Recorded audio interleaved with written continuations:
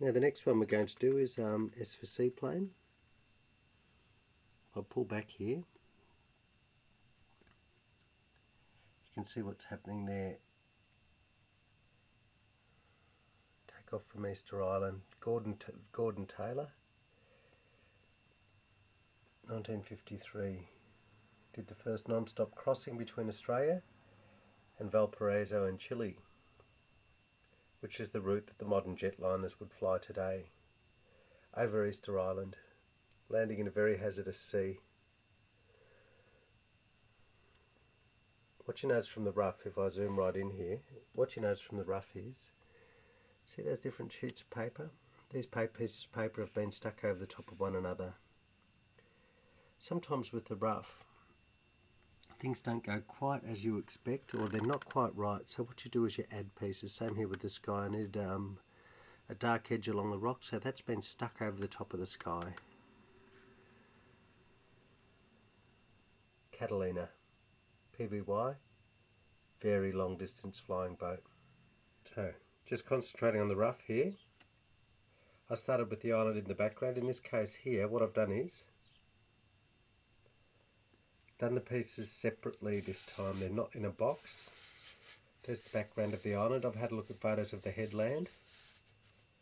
Used mostly Thor Heyerdahl's book.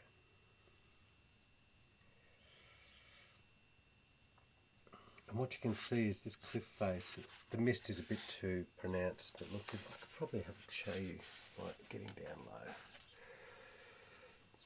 The headland is going to look like this up against the background, so I'll try a couple of different skies in behind there. That's the other opportunity of having it separate. I can try different skies, the sharp rocky faces, but the mist is too, it's a bit too thick, so what I'll be doing is I'll be thinning this out. Let's have a look at the edges again. Foam's just been stuck together there, see that?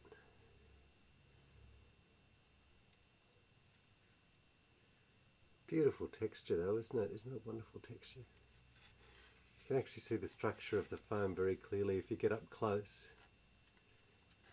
It's obvious. You can actually see that sort of slightly pitted appearance. Deep blue into the shadows. Now let's just rotate that and have a look at the back of it. So there's lots of pieces. It's just box foam like that. There you go. Stacked up in separate layers. It's actually quite flat. If you see it, it's actually quite flat, but angling those pieces of foam really does make a huge amount of difference. So that's our background, as you can see on the rough. Quite good. You can imagine approaching it, can't you? Let's have a look. Let's just get our angle right. Let's try and zoom onto the island, approaching at speed through the mist.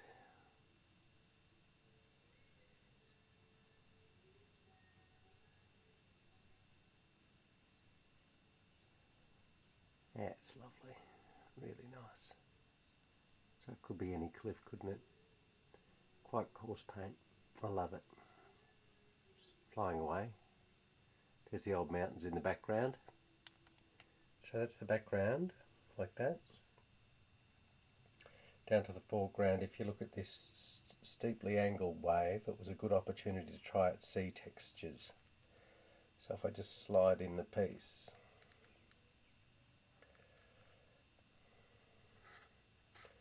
that will be in the foreground there, like that. So that's what you'll see. I'll have to get that pitch quite right. This has been an absolute joy to do. What you'll notice is different layers of colour have been put one over the top of the other to create this effect. This is extraordinary because I had to make this up out of so many different pieces of foam. Look at that.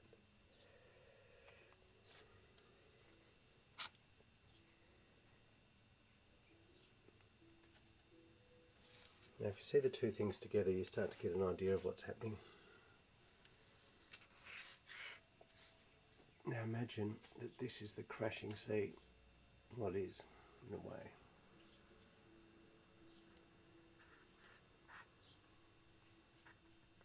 That's pretty good, isn't it?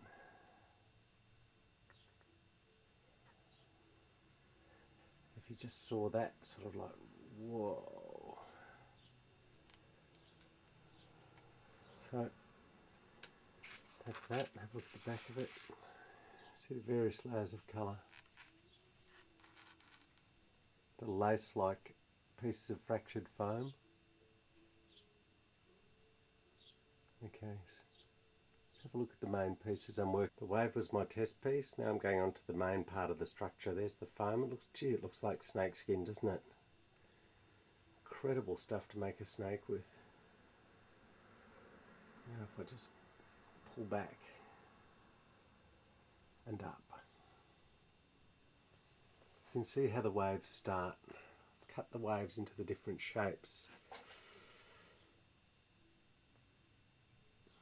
And I've started laying the first colour, like a transparent sort of. So you can see that the mist's not working. See that white mist, it's just too thick. So what I might have to do is move it back a bit further. That's fallen over, of course. Great. That's what we need, isn't it? But if I get on top of these waves, you can see that I've tried to work the troughs in.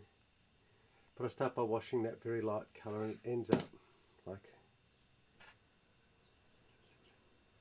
this bit will be over the top there. Work it out so that that works into the right place. Let's have a closer look at this. Fractured lace of the foam. There's the structure of the foam. No more gaps. It's that filler, silicone filler.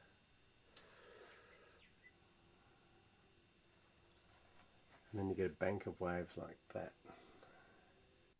Just needed to give you a sense of scale. There's my hand over the pieces. So that's how big the waves are. And I need to turn them around and explain that the colour is very transparent. It's like washes. The new colours will go over the top. Once again, I'll probably go to a blue now. Wash up against the waves. Let's have a look at the structure. Can you see how it's done in 3 folds? It looks like linen over the top of a drying rack. And the foam's quite dirty in this case. It's actually been washed, but there you go. So that's the structure of the waves. Zoom out. Deep blue, aqua, white, black, white. So what we do is we start washing this stuff on. The deeper blue mixed with aqua starts washing over the top, trying to leave some of the transparency there. Now I'll do that through all the waves and troughs, and then you'll get another look at it. You can see it's very, very fine. There's not much happening at the moment. There's our piece of snakeskin.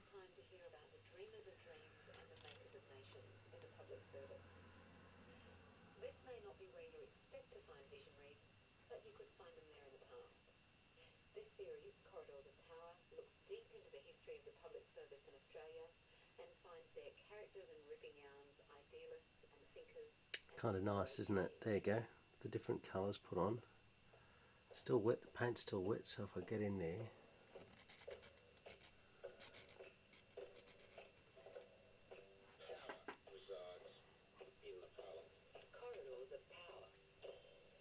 So it's starting to look like water, isn't it? Crazy Pacific.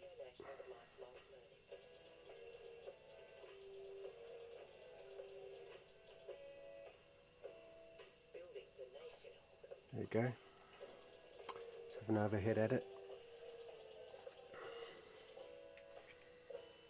Hi there, I'm Tom Horton and welcome to Corridors of Power, the 6-part series on the public service. Corridors of Power is a co-production of Radio National and Open Learning Australia. So you get those different levels of the ocean. Now if we have a look at that,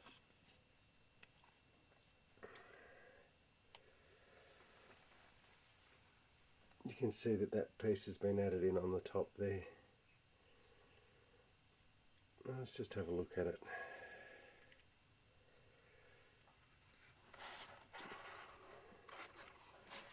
What we have is the four different levels. They've been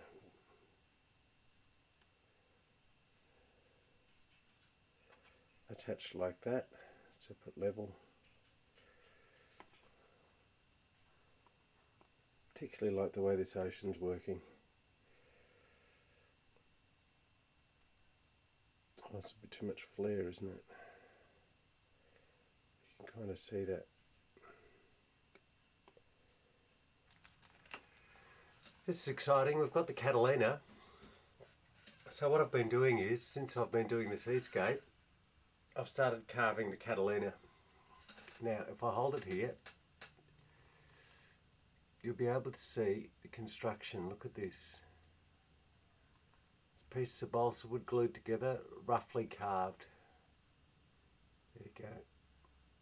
Rotate it round.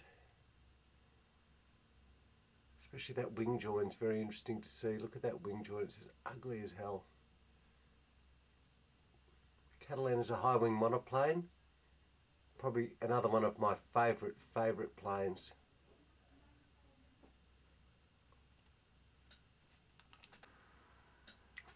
Now I hesitate to use the words heroic, but I think it's the only thing that really applies. First of all, the Catalina was one of the few aircraft with the range capable of patrolling the ocean regions virtually straight after the outbreak of war, and of course whoever controlled oceans controlled shipping, controlled supplies, so they were much needed. In Australia, cut off by the Japanese advance, Catalinas kept Australia in touch with Ceylon. They flew 24-hour journeys. They were called the double sunrise journeys from Perth straight up the Indian Ocean to Ceylon. And it was across enemy controlled airspace in these Catalinas. Now this wing that you see here, you can see I'm starting to build the engine module up. That wing there, which I've actually not done correctly because I haven't got a bottom to it, it was completely filled with fuel to enable those fast distances. Engines in, cockpit.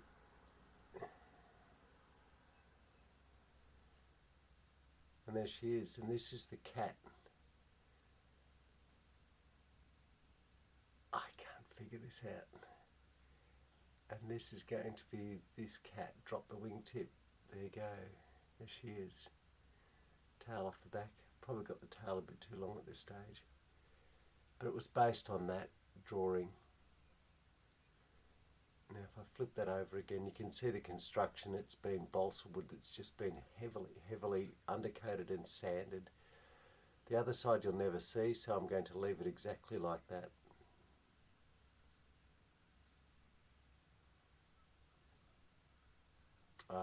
Here we go. Let's look at the mistake. What mistake did we make? Well, see the centre line's got a big curve through it.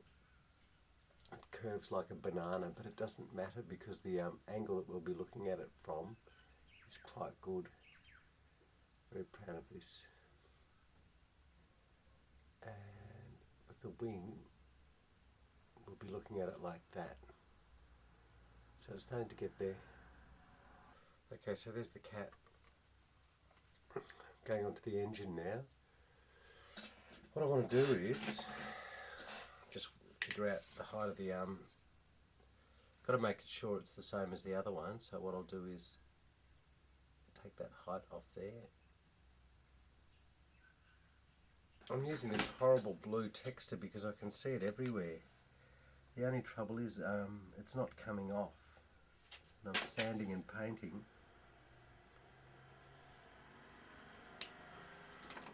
When I'm sanding and painting, the blue still comes through, but I need a clear mark.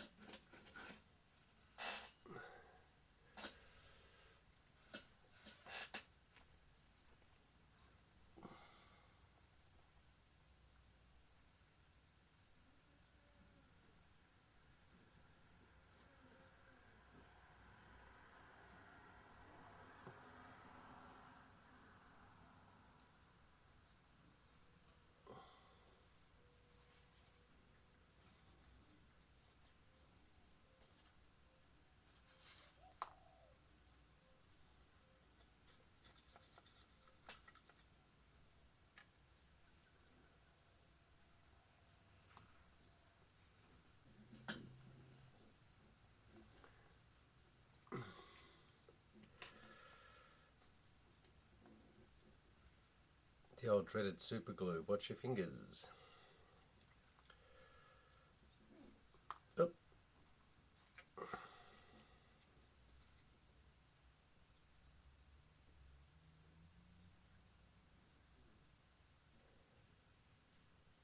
Because there's a lot of sanding going on here.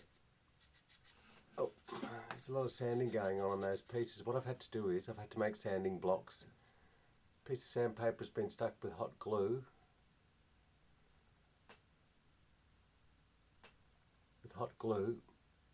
To a piece of balsa wood. I have different size ones and they're curved or they're flat. And they're to get into all those impossible spots. Here's a better one. This one's easier to see. It's a coarse yellow sandpaper stuck onto a piece of card, and that allows me to shape these pieces. In this case, look at this. It's almost impossible to get into here without hitting something else. So what I've had to do is shape a piece of wood to fit the contour.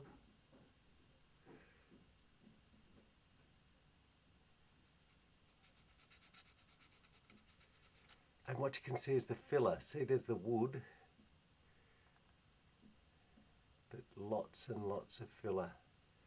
So what happens is you put the wood on, I stick the filler in, wood on, filler in, and then sand. And then the undercoat.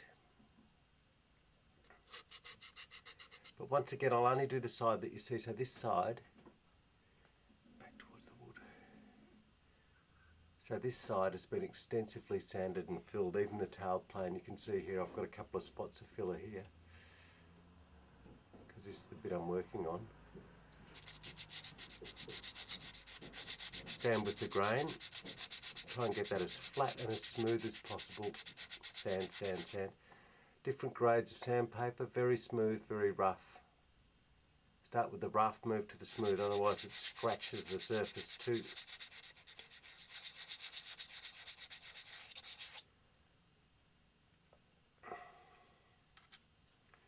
It's hard to get things in, like it's all these gaps, just, you know, a curved shape like that. Everything's streamlined. That's what's so amazing. It looks like some kind of incredible dugong. The carving process, you know, it must be a crazy way to do anything, but what the carving is good for is realising the shape of things, the smoothness and the pointiness, even using the hairdryer on it, running the hairdryer over it. When I'm drying pieces, the hairdryer slips over the shape. If I've got the angle right, it slips over the shape, gets lift over the wings. It's amazing. Something you don't realise. It's a better way to realise the shapes anyway.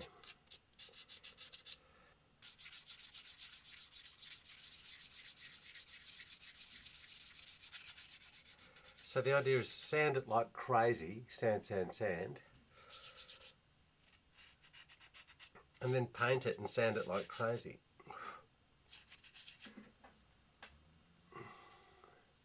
So I have a thin soft brush. It's probably not as clean as it should be. You can see the white in there.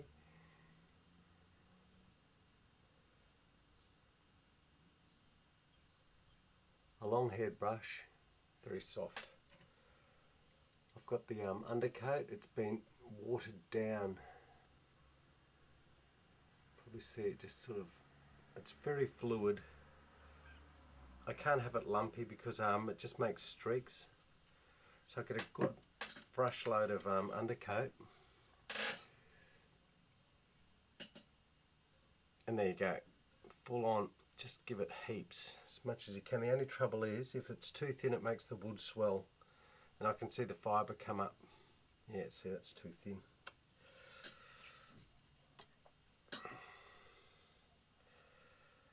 So I've got to make sure it's not too thick and not too thin. It sounds ridiculous, but there you go. Because if there's too much moisture in it, it goes into the wood and the wood swells up. It makes it lumpy. I had to add a piece into the wing there. What I love about carving with balsa wood is if something goes wrong, I just carve the chunk out.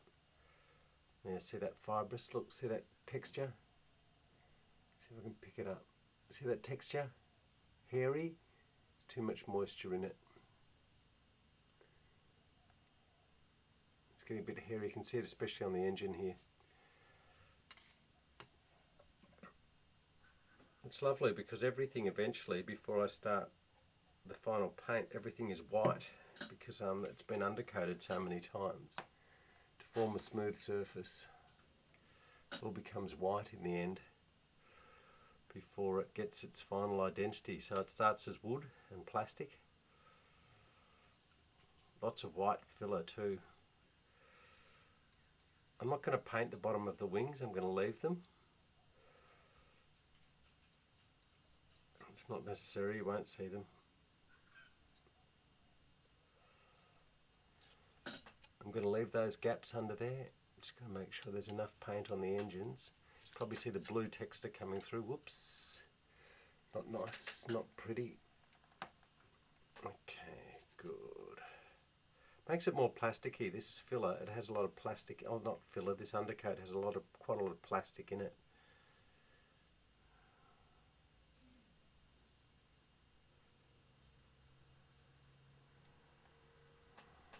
I love this thing here. This little, looks like a moustache.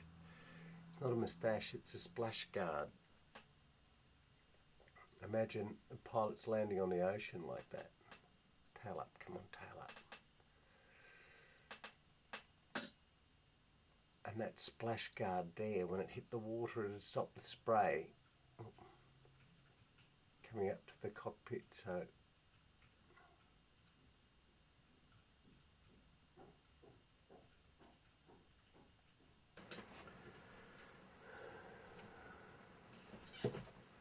now, small piece of acetate. That's going to be a window. So what I need to do is I need to fit this window into the side of the hull. So what I'll be doing is this piece of window here is going into there. I'm just measuring it up. I've got it down here. I've got to cut a section off it. Put the plane aside.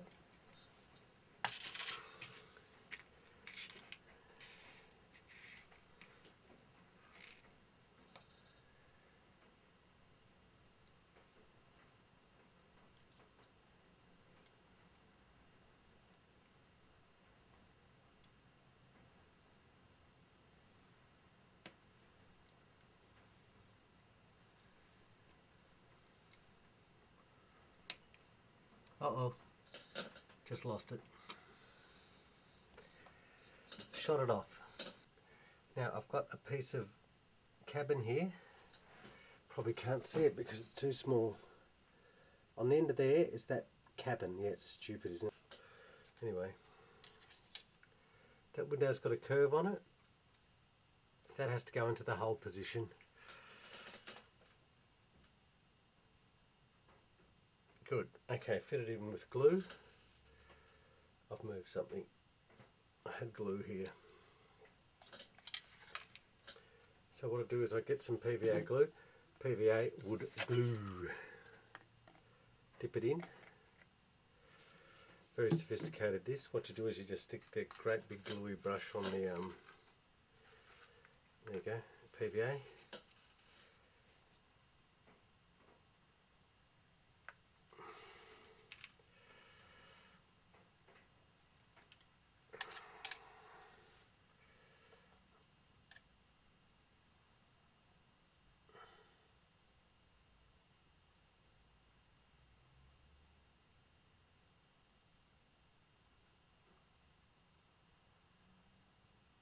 So the great thing about this glue, it works like a sort of a gasket. Hard to see, you might be able to see that if I turn it round.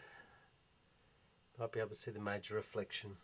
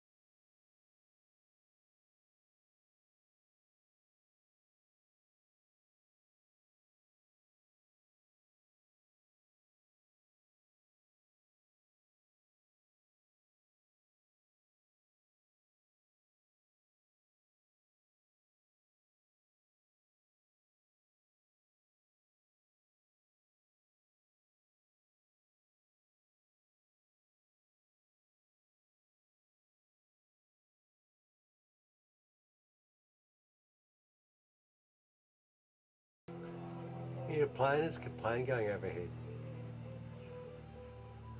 Great.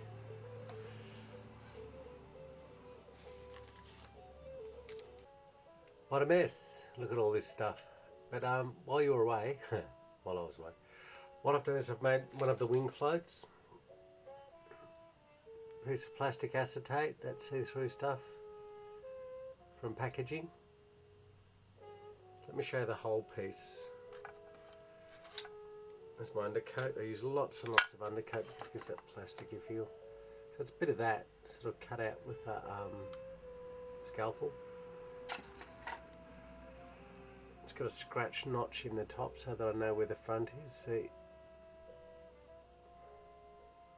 that goes into the float and the float goes onto the wing. Somewhere around here. And that's what I'll be fitting. And the wing floats drop down off the wingtip, so that's the wingtip. And then it folds down and becomes the float to stabilise the craft when it's landing. And after that, what the heck, I don't know. I've got to try and make all the stabilising wires. Canopy's on at the back, the blister. It's called a blister. I guess it was to give good vision. I've got PVA in there to sort of fix it up. Side windows are in. You can't even see the cabin windows.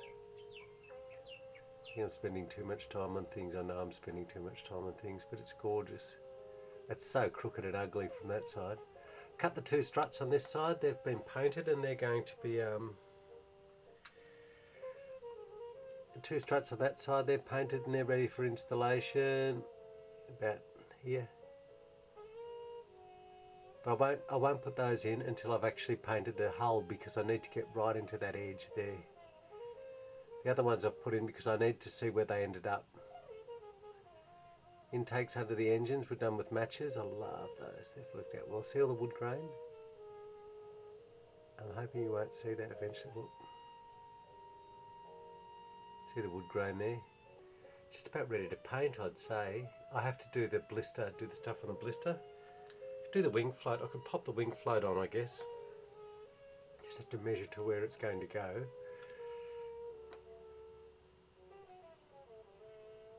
Come in somewhere like that. It needs to be nose up. I'll need to get some reference. Snail's pace on this one. What I'm going to do now is, I've got some reference here.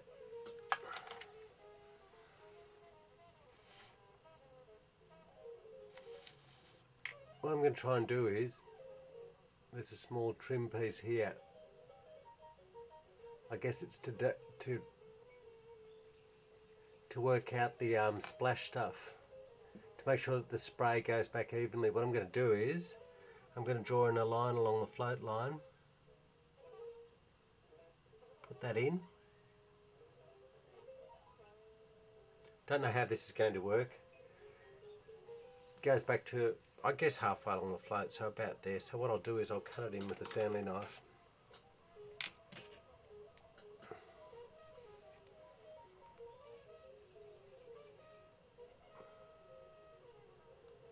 See that? Every day back in the class. Gosh.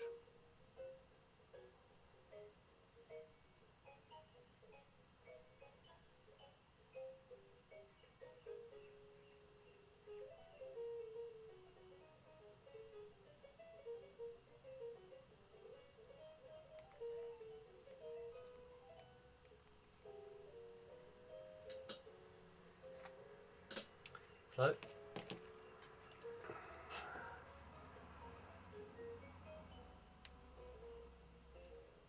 Use some fuse wire for this.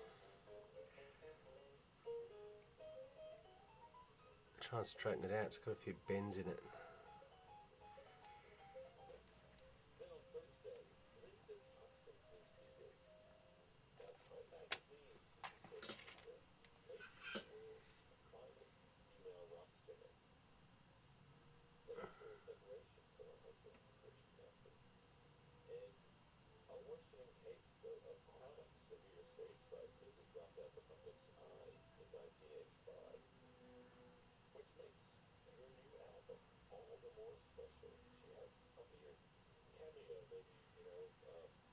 poverty appearances on albums in the past few years.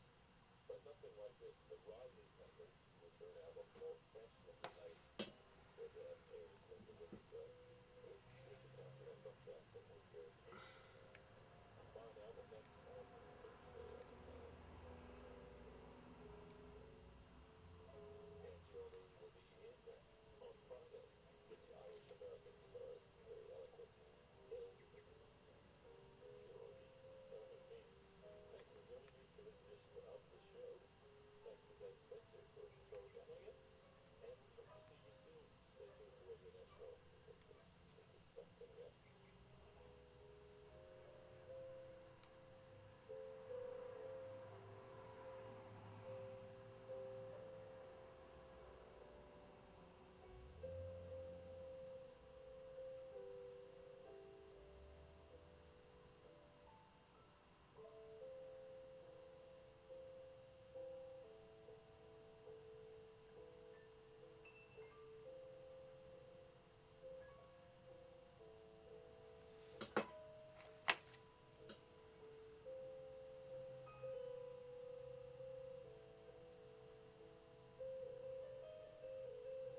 Good, that'll do. Roughen it up, otherwise the undercoat doesn't take to it for some reason. It needs to be a really brisk, rough coat. There you go. What I'm going to do is I'm going to stick that in anyway because I need to, and then I can undercoat both bits. PVA, white glue, dries clear. It's very good with wood. I've got a nick to show me which, I've got a nick here to show me which side's the front.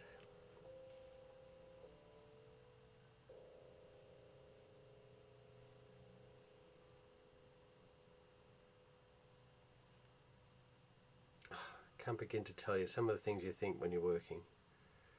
I was just thinking of Broome. We went to Broome, where of course, oh gee, probably can't see that.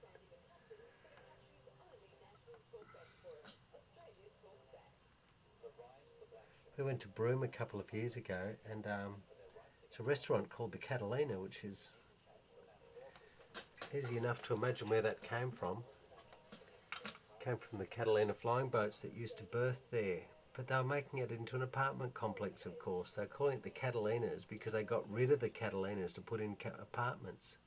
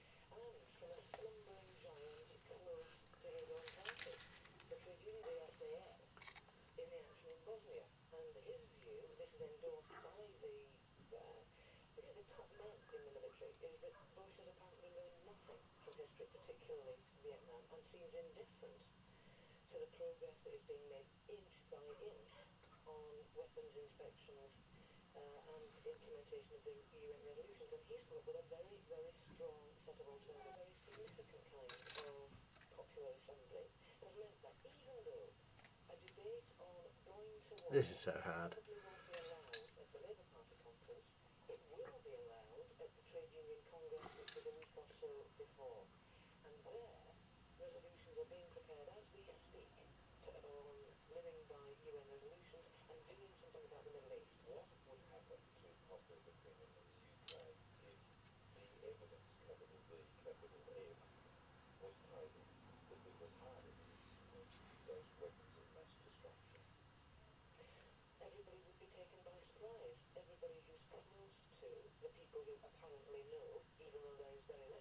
it would seem, the evidence hasn't been delivered. That's what General Sir Michael Rose has said.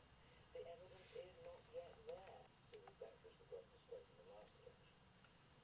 The cooperating channel of television, and I understand from them that there's also the most frequently raised issue with them when they went to make consultation with the Parliament. Because that they couldn't interpret the report properly, have some of the consultations without referring to that concern, if I think it's correct.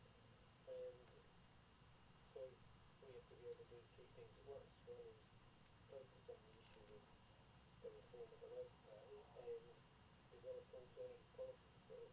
So alternative policies come and are not precluded from this process. No, I mean, obviously the first task was to try and change the structure and the organisation of the party. That's to a purpose. There's no point in doing that for the sake of it. It's so that you can get greater input from members, a more diverse membership and a greater role for people in the policy development. Something they felt obviously was lacking, particularly in the outcomes that you just described in relation to asylum seekers. Well, do you think they're talking around about the need of the party right in the recommendations? Well, I think that's certainly accurate if that's what concerns people were reflecting. Putting aside the price question, I'm talking about the key recommendations in the report. Whatever comes out of the detail, It's recording. the Labour members are saying that they feel excluded from the process, that there's a small number of people at the centre of the party, the head of the factions in particular, who are dividing the party up as fiefdoms, and that the people, the ordinary people in the branches feel excluded from the important decisions that are made. Well, I wanted to pick that up when you were down in microphone, a smidgen, because Okay, well, often like a repeated rifle or something. Carmen, do you agree they've got the feeling just about right? well, I mean, I think I'm a bit more radical than they have been, but But you remember that their perception involves actually underlying. I haven't always been. I sort of ended up in the left, I think, because of my values and views, rather than with any particular appreciation of the virtues of factions, which I don't actually think are natural for a party. But I would like to see, and I've said this, and discussing these things openly, something that I don't think is going to occur, are enthusiasts for issues, and they really want to get involved, and passionately and directly involved, whether it's the environment. Let's have a look at some of the features. The cabin lines have progressed. And we have the blisters glued in. What you saw me doing last was trying to paint this front facing edge. Once I'd glued the blisters down with PVA, it was critical to get this edge smooth. It was difficult because the glue was very lumpy. That's been smoothed out now. Also, you can have a look at the windows that have been set into the sides of the fuselage. I've carved out holes there for them and stuck them in. Another feature that's important are the cabin lines. Have a look at those. They've turned out really well. So that's looking quite the pick. Put in a pitot tube for airspeed. Bouncing around all over the place. I've just laid that strut in. This strut's not correct. See this strut here? You can see right through it. But the blisters are looking very, very good. Let's get some top lighting on this. What I've noticed was, since I've done this stuff, started painting the float, I've laid in a waterline. You might notice here, it's not lighting well enough. You might notice on that front edge, a piece of brass wire's gone in there. Trim strip. The cabin's turned out wonderfully. Look at that, that's excellent. Made the spinners out of matches. You saw me carving those. It's really got the look now.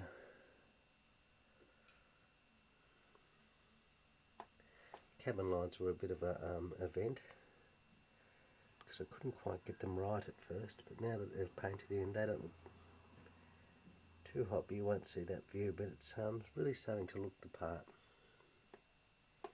It's a lovely view, even with the chip nose. what you might notice in plan view, which is from the top, what things have changed. It's a very messy floor, you'd notice that. The blisters have been put in. Now look at this, look at the tail plane. I'll put my hand underneath. Oops, sorry. Put my hand underneath. And look, I've had to change the tail wings. When I had a look at the Catalina in the Powerhouse Museum, I could see clearly that the tail plane shape was all wrong. So I've added a chunk in there on the corner. You can see that that whole corner bit's been renewed, not the rounded tip that we've got here. I'll change the other one over too. That has to be smoothed off. But all in all, you could just sort of, you can imagine this flying over you now. It looks great as it comes towards you too. Look at that. It's really got that sort of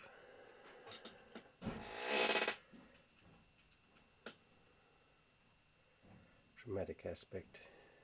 Familiar with the ocean? What I'm going to do now is I'm going to raise up the waves from the backboard and put the island in. So what I've done is I've just chopped this up.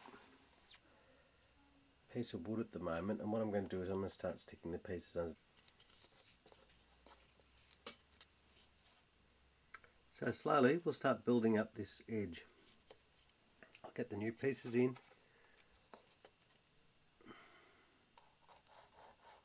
Sketch a place and then stick them in. I need my Stanley knife. Wide. Okay.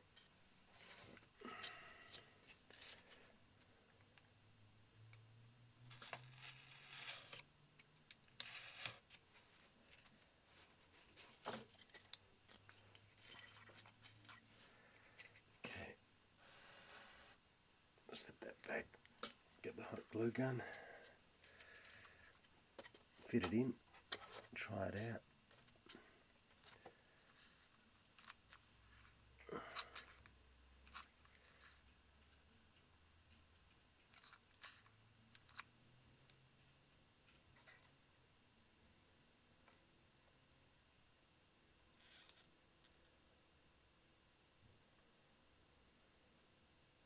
That should be enough to hold it for the moment, so I can slip out my block,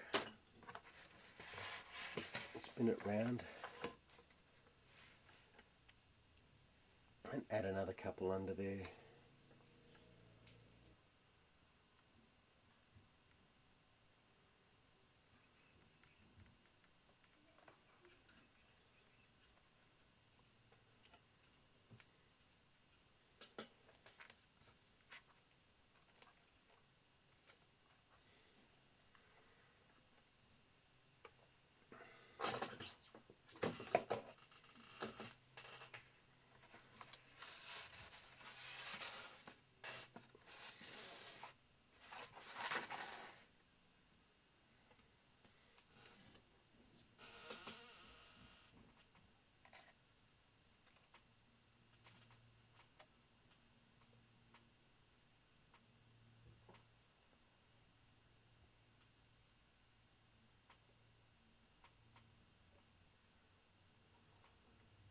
What we're going to do is we're going to put in the backdrop. So I'll need to put some foam wedges under here.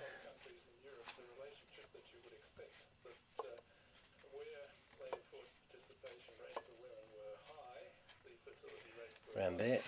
Let's have a look. Get the hot glue gun.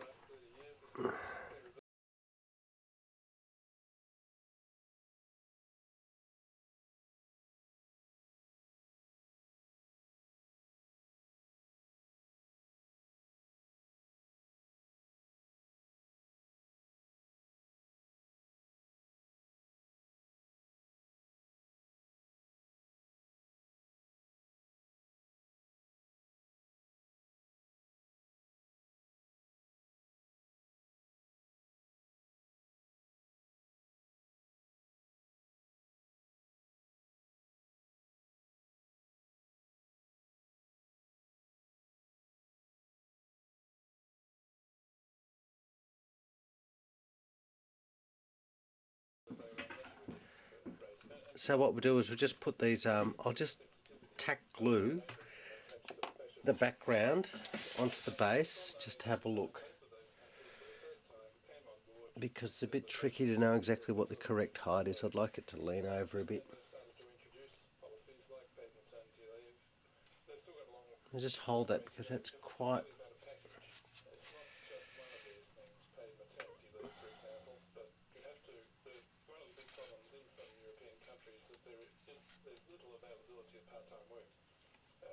Doof.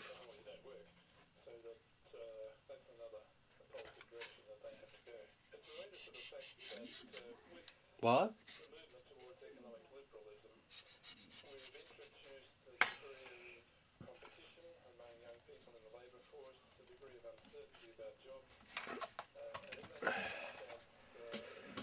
Now this can be tricky because I think what will happen here is this is like a strut to support it. I'm not sure what's going to happen to this.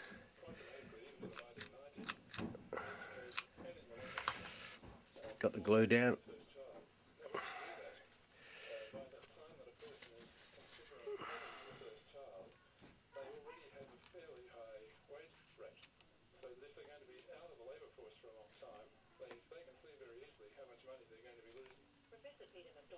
A demographer at the Australian National University. You're listening to The Europeans with Kerry Phillips on Radio National and Radio Australia. Update on our oceans.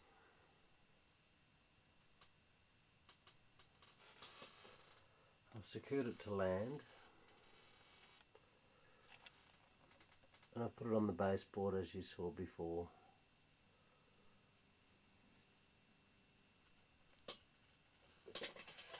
If we rise above it, you can actually see that there's a big gap there. So what I'm going to be doing now, I'll leave that for the moment because I can sort that perhaps later. You better look at it from that angle. But the water itself's good. I think it might just not be wide enough for the shot that I need. I'll have to add a bit more water in. I do like this bit. I like that bit a lot.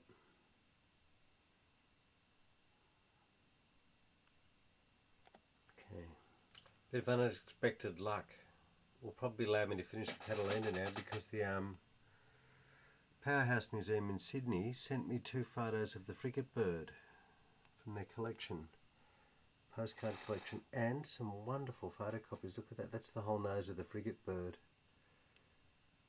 with the writing again under the cockpit. And over here was a nice surprise because it's the underwing attachment points for the struts and the engine intakes, which was a difficult, I guess the carburetor intakes, I'm thinking, under here. The shape of them is particular to this aircraft. I got it more or less right, but I couldn't get a clear shot of that. And the twin coloured hull, which is very important for this aircraft. Seems to have a waterproofing type of coating along the lower part of the hull. So now I'll be masking that off and putting that on my plane. Okay, here's my tape. I'll use this tape to mask a line along the hull.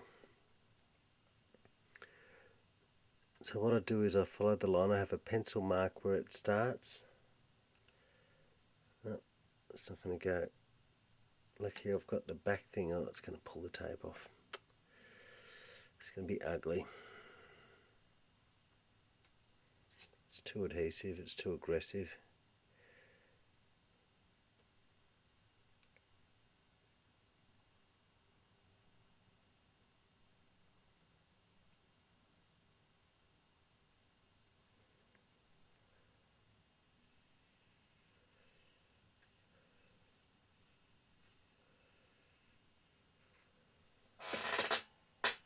Okay, so there's the tape mark.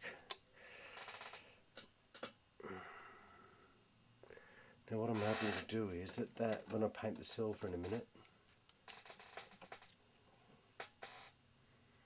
probably see that the tape line, it's going to mark the dual colours of the hull.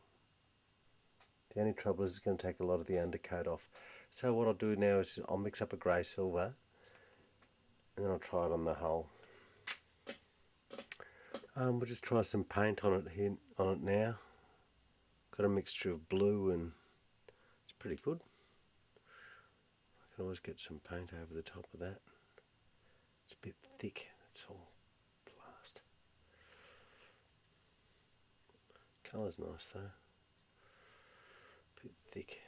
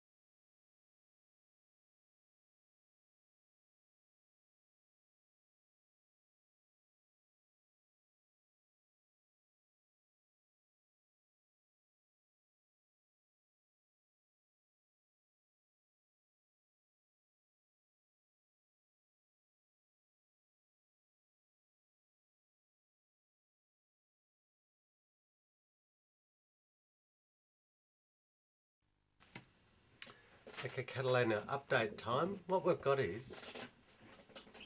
Creak, creak, creak goes the chair. What we've got is we've got the Catalina just about ready. Now, if we have a look over here, what you might notice is this is not the correct view. You can also see that the nose is coarsely finished. You can see the marks on the cowlings. That's where the engines go. But what we have got is it's ready for the right angle, so it's good from that angle, which is where we're working from. What I'm going to be trying to do is I've even cut the window out of that structure. Immediately now what we're going to do is we're going to be working on fitting the cabin. We've moulded the cabin. Oh, it's a bit hard to see, isn't it? We're going to substitute this for the moulded cabin. Cut the block out. I don't like this bit particularly because it means I have to cut up this carefully made model and substitute the transparency in there. It's nerve-wracking stuff. There you go.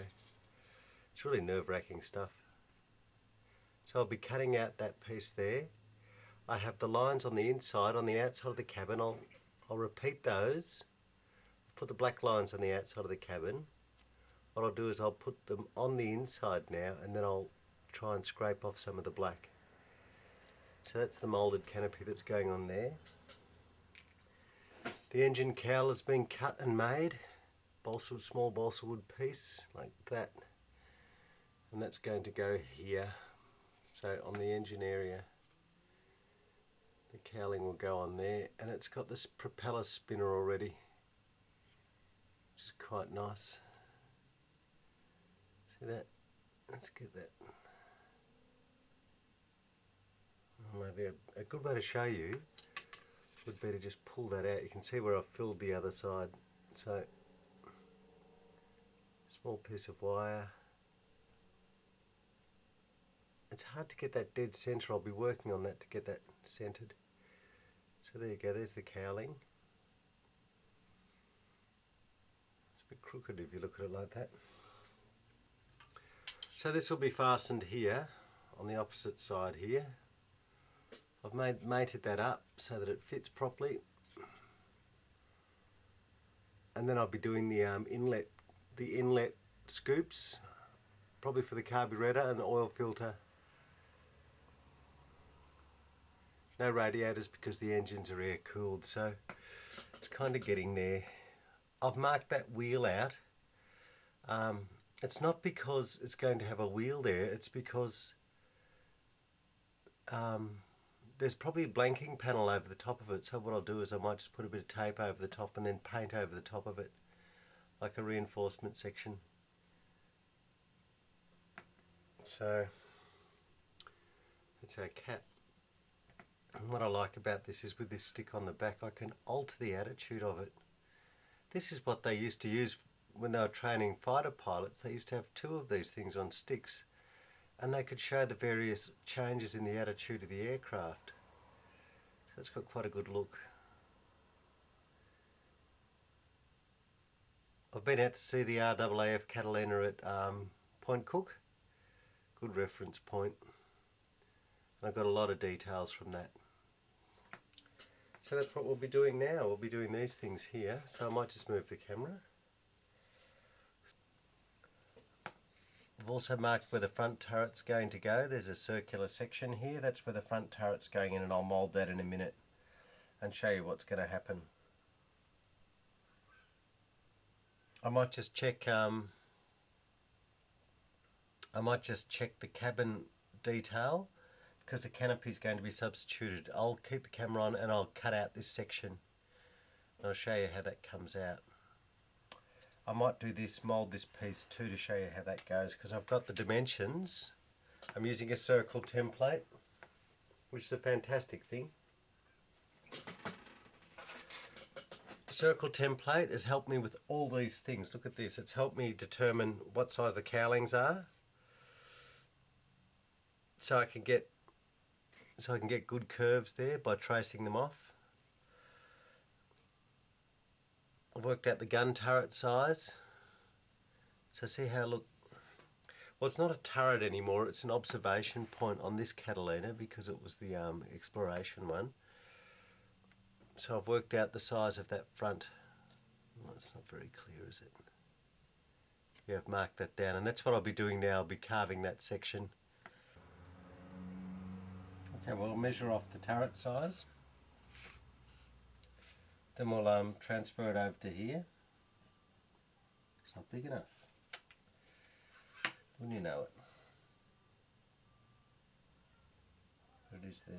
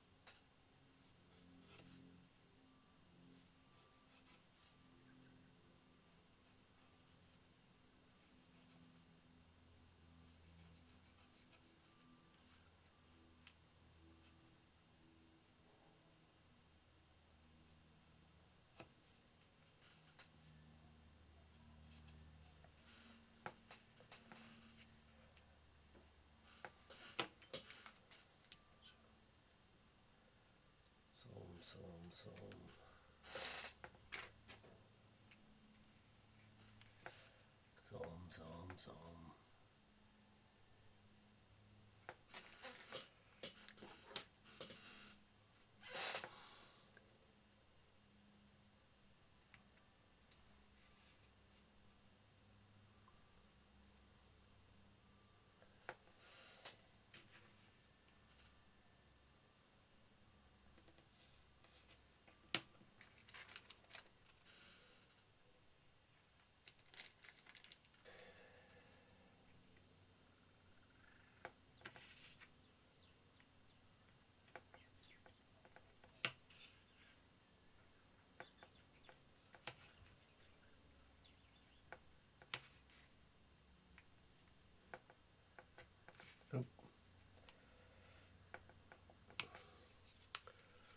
Don't like this bit.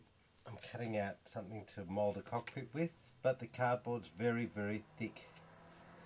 The knives don't seem to make clean cuts, which is a bugger. It comes out in bits. So what I'm going to do is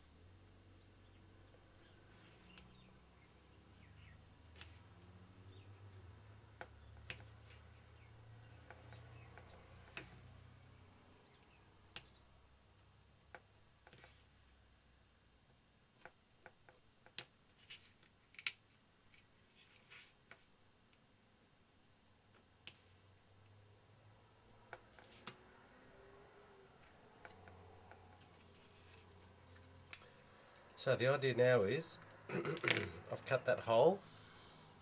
Oh. What we'll do is I'll get my oh dear. The idea is now to push that gun turret through. So that'll go through there. Not quite big enough, might just stop it there.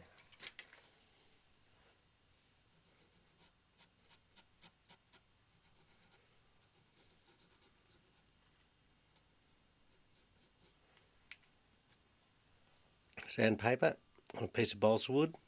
This is the front observation point. I'd called it a gun turret before because it had started as a gun turret. A lot of the modern Catalinas, or the more modern Catalinas, had the noses faired over. So there was no glass in the front, no glazing in the front at all. The Super Cats had a solid nose. Okay. Now what I need is a piece of acetate. Cut a piece, see that? That's the acetate. It's off a telephone cord, an extension cord packaging. I like that idea of recycling. It's got a blasted staple in it. Let's just cut it off. I'm a bit of a hurry because as every day I have to go and pick up Jim, my son. Just as I'm getting into it, I seem to have to go. Okay. Now we have the candle flame here. You can't see it.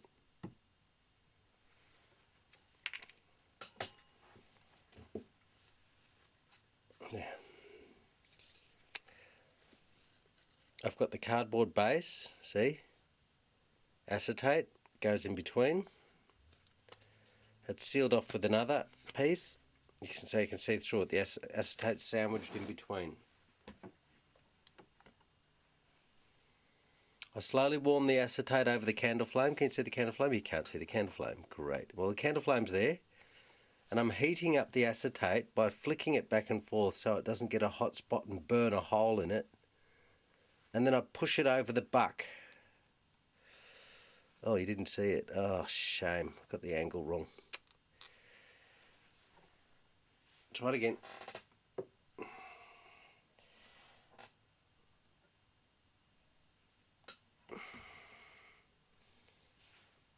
Anyway, it worked.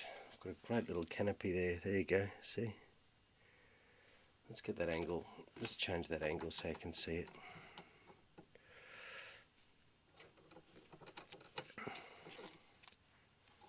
Cut another piece.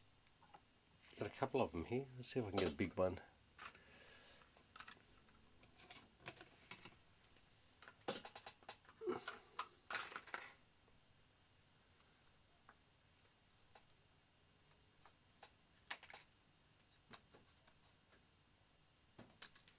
Oh, am I still recording? Let's just rewind a bit. There's nothing happening there. Oh no, okay, let's just go on with it. Wasting film like mad, doesn't matter. So here's the candle. Candle flame, see the candle flame? Now.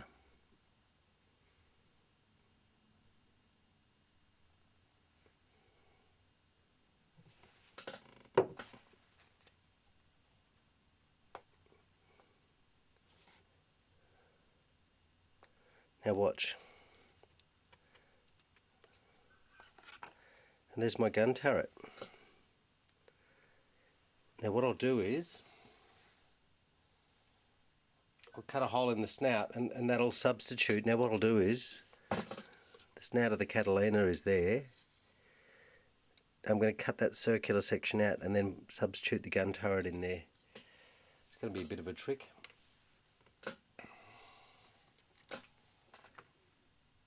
Well, we should do it. Let's do that.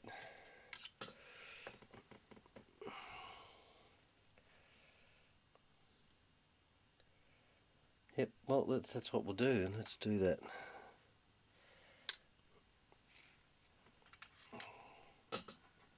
Stop. So what I wish to do now is open up the nose. Oh, jeepers. I've just nicked down the nose. Look at that. Scratched all the way down the nose.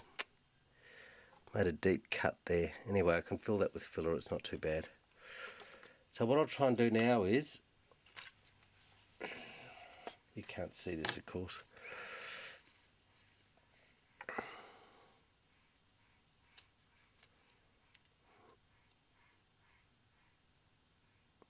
Gently, gently. I've just got to be careful I don't do that again. Look, basically I don't think I was concentrating. Normally what I'd do is I'd cut from, oh, I've done it again. I'd cut this way, away from the major thing, but I'm trying to make the, make sure you can see it all. So I'm blaming you basically. I'm blaming the viewer, which I think is a fair thing. Look. So see, I've carved that bit of nose out because the balsa wood's very soft. This is heartbreaking for me because it took me all that time to cut that nose in the first place.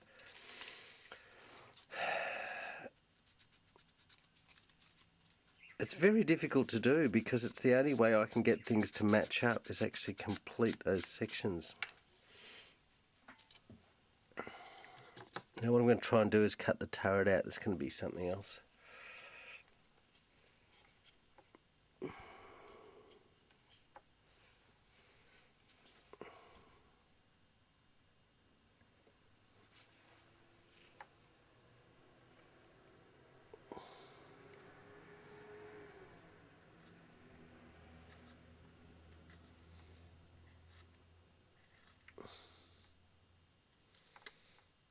Just remember, it's taken me days to make this nose piece, taken me days to make this aircraft.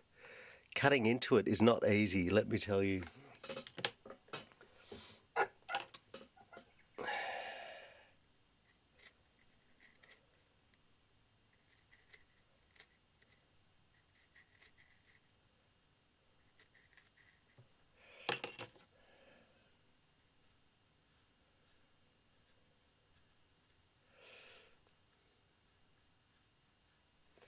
Not easy at all.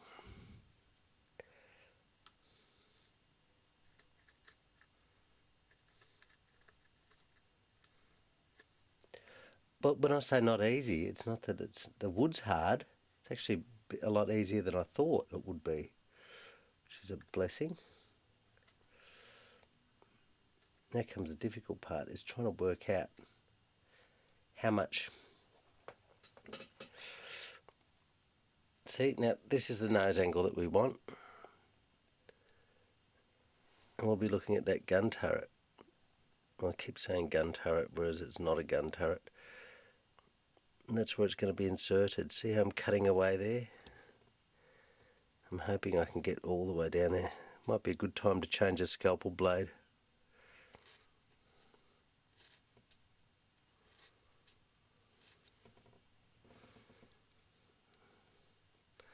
Are we happy about this? Well, no, we're not. We're not happy about this. Not until we've got something going there. Fun? Well, I don't know if fun's the word anyway. Fun's not quite the word for me. It's a bit scary.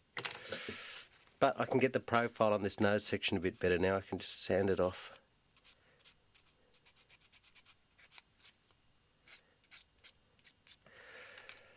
Now what I need to do is, this is going to be tricky. I've got to work out, but I've got a couple of these so I can sacrifice one.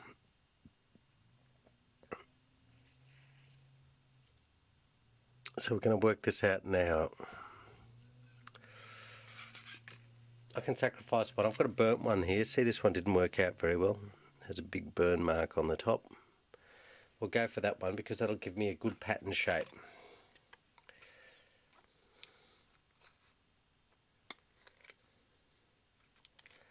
Cut into there. I do this constantly. I use a discarded canopy to give me an indication. Now the other thing I've got here that helps my cause is dividers. Whoops, watch out for the sharp objects. Do not use sharp objects in a closed place. Let's measure the depth. Probably can go a bit deeper than that, so. Oh, it's pretty close, so it should actually fit, but it doesn't.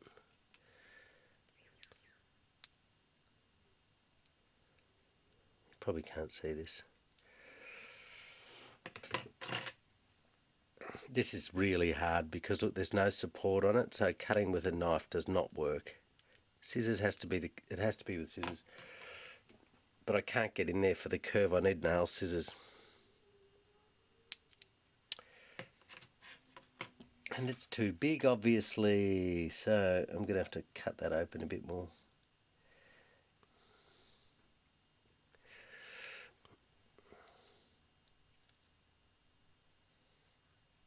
Maybe cut a bit more off it. I might stop it there. You get the idea. So I'm going to try and be fitting that nose thing in there. Okay, in there. Let's try it. Now we have the nose carved open. Taken that block out. You can't see the pieces anymore because I've fragmented them. But of course it looks something like this block here. If we just pan down a bit, it looks something like this block here because that's what I've moulded the canopy off. So the canopy, which is this piece of plastic, is now going to be mounted in the front of the cat. See, and then I'll cut it out later because I think this gives me the rigidity. That plate there gives me the rigidity to push it in. I'll use PVA because I don't want the other glue to make holes it makes it go milky. Makes the canopy go milky when I use super glue, even though it sticks really well. So we'll try PVA because it'll dry clear. I'm hoping that will be a better result. I might just wait till it gets a bit sticky. Sticky, get it? Sticky? You know, like with the stick. Yeah, right. Yeah, okay. So what I'll do is I'll put a little layer of it.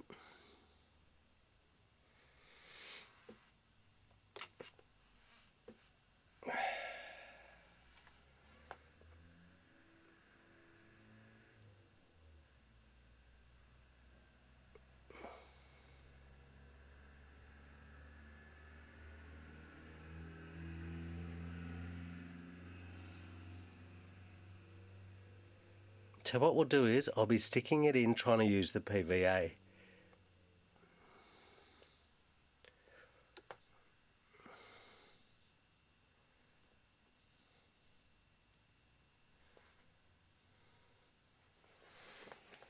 So that's the first bit. Canopy's in there. Now what I'm going to do is I'm going to have to let that dry. In the meantime, what I wish to be doing is I wish to be taking out this canopy here. Because I want to get, and this is going to look terrible, I'm really not looking forward to doing this.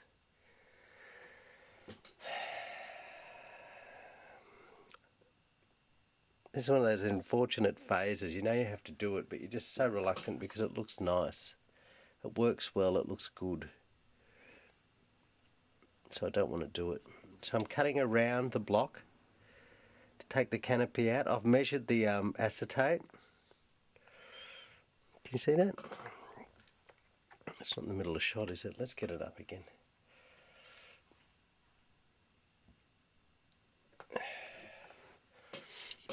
Are we having fun yet? Are we there yet? Are we there yet?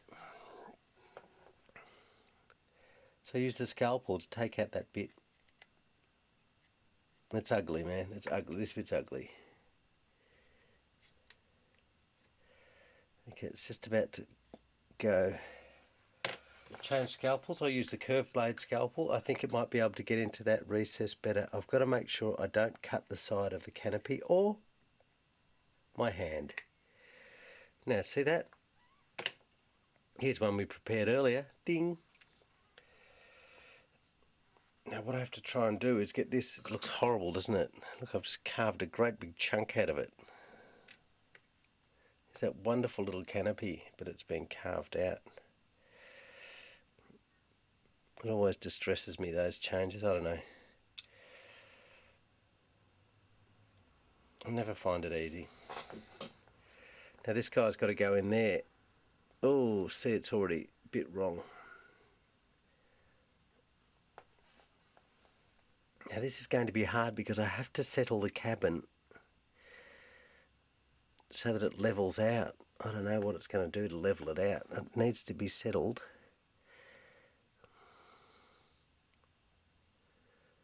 Yeah, it's a bit of a strange fit.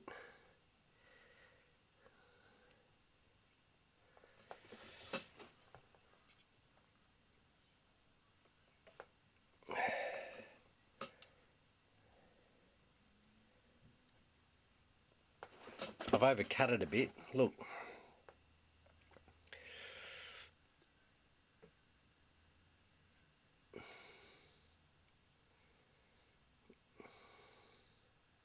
This bit's fine. I'll fill this bit in here. I'll fill this bit in here with body filler. That's fine. This bit has to fit. So what I need to do is just shave it down a little.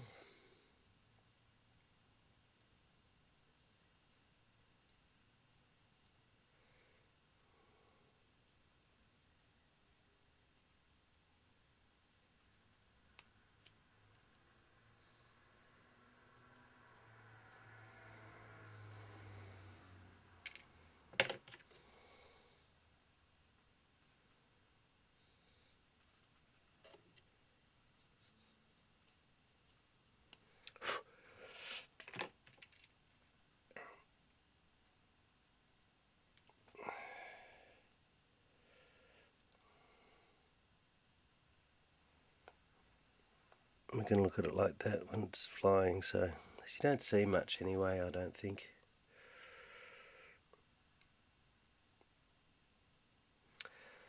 So what I'll do now is I'll paint the area inside the canopy and hope that you won't pick it up. I need some black in there.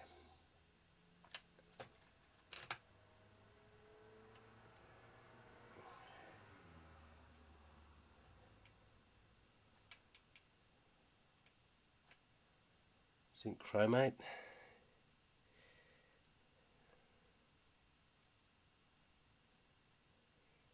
I don't know how much of this you're going to see, but I do know I don't want you to see wood. So what I'll do is I'll just give it a, this is my interpretation of zinc chromate, which is that anti-corrosion paint that they put inside planes.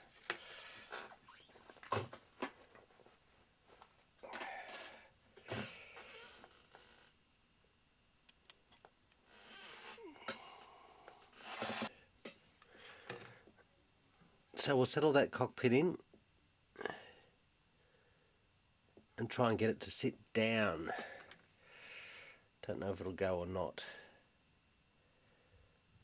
I cut it a bit short.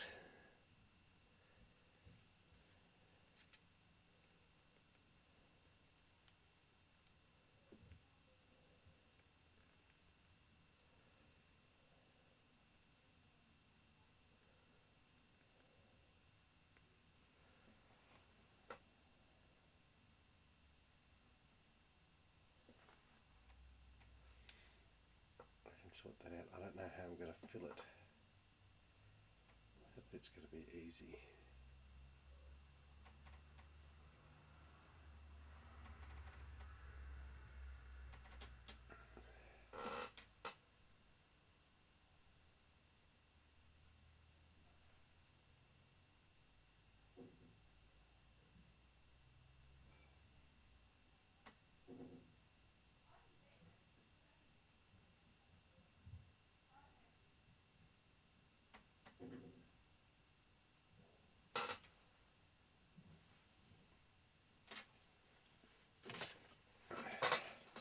Oh, sorry.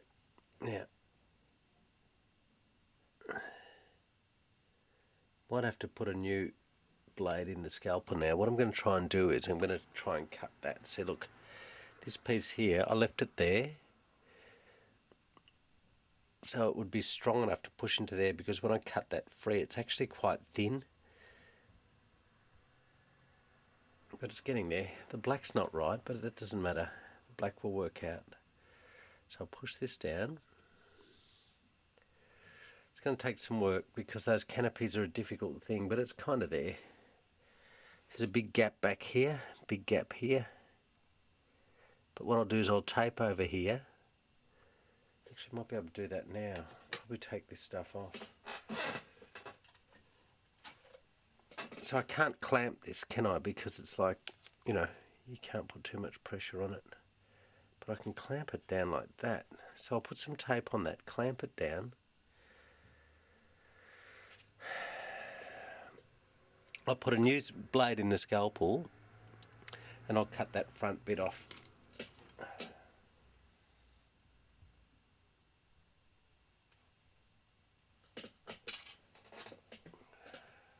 These scalpels are super dangerous. I guess they are made for cutting fingers, really, which is what we do with them occasionally. So what we try and do is try and treat them safely. They're made for cutting flesh. It's just that artists have become fond of using them because you always got a sharp edge, and they're very manoeuvrable, which means, you know, you can.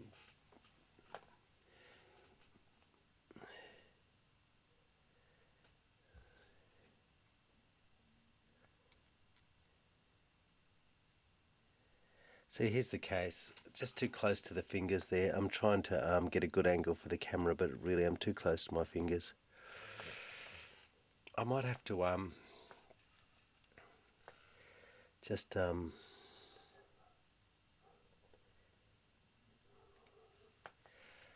remember that. I might just stop that for a moment. I don't know, I can't grab a hold of it anyway. It was such a help the other day going and filming the nose of the Catalina. Catalina's just been finished at Point Cook Air Museum. So I've got a real one to look at now. It's been tremendous help. Oh, jeez.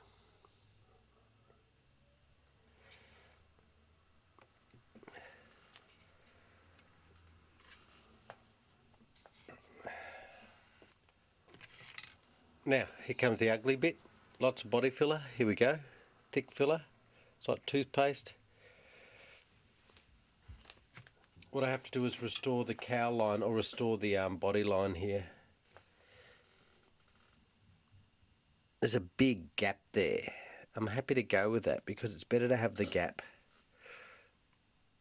and a properly proportioned canopy. That's why I made it go back so far, because I figured it might end up like that. Oh, mind you, not that I'm happy about it. And this is the problem with scratch building.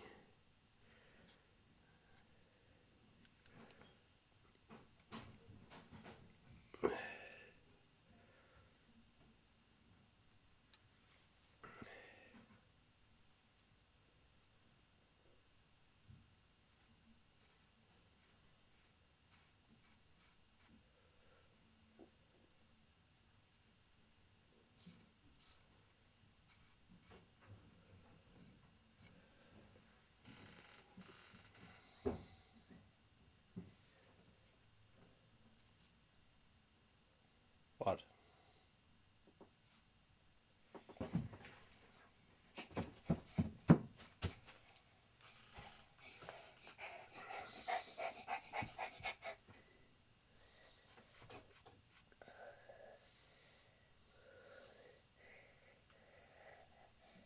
Cracked it. Oh, did you? Yeah, look, I've cracked it down the nose. I don't know how I did it. Goody nighty. Good night, sweetheart. Yeah, big hug for you. That looks good. Well, oh, is it still recording? Oh, gosh, it's recording and I've taken the plane away. So it was recording nothing. Alright, you'll have to take that bit out. Oh, well, I'm going to edit, so it's a shame that's just a waste of tape. Takes up so much footage. No, don't, because it's filming. Alright, good night. Good night, sweetheart. Have a lovely sleep. We'll see you tomorrow.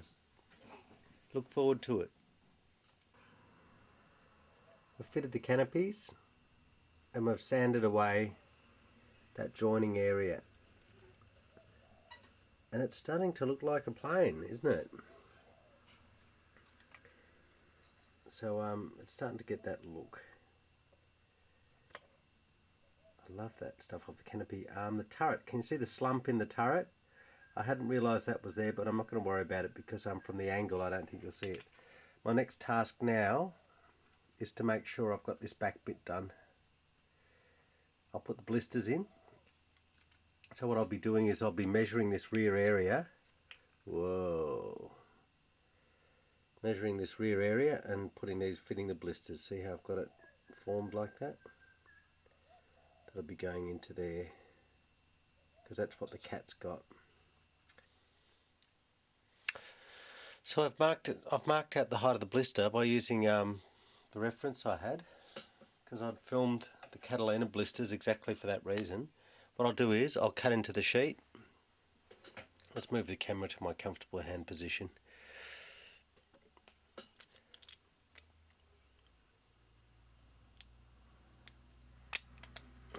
It's always a bit of a worry, this. Always a worry. Because these are very, very, very, like, these, they're very fragile. They're fragile. Very fragile. You're either fragile or you're not. See it? It just collapses every time I do anything. Oh, it's nerve-wracking. Isn't it funny that you don't think of those as a nerve-wracking set of processes? But it's fun. You can't wait to get them on the one hand. I can't wait to get them on the other hand. I just don't want to do it. I'm worried it's going to get broken, or I don't know. Should try another pair of scissors. I know I've got another pair of scissors here. I actually need nail scissors. I might have to go to the pharmacy and get some nail scissors because they're the best for this stuff. See, because there's such a curve on it, I can't get the scissors around the curve. Very difficult.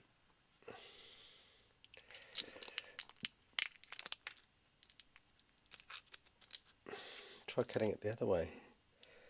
Look, any task with scissors, the best thing you can do is try and attack it from many different angles until you find the most appropriate, because a blade overlap, see how the blades overlap? That creates different sort of cutting attitudes. You've got to work out how your overlap works with your object. Remarkable things, scissors. I must use them 100 times a day. They're remarkable. My favourite things. Funny, isn't it? Scissors. Yeah, big deal. When I'm talking to kids in schools, working with kids, scissors are such an important part of the workshop activities. It's because you can shape. I guess it's because they're a shaping object. I don't know. See, look, I've got a tendency at the moment now to leave as much flash on it, as much of this spare plastic here on it as possible, because it gives it strength. As soon as that goes, there's no strength in it whatsoever. It's just completely floppy. Just had an amazing flashback of Sandy Point. Got some business there. I think I better go back. I'd like to go down when Julian was there.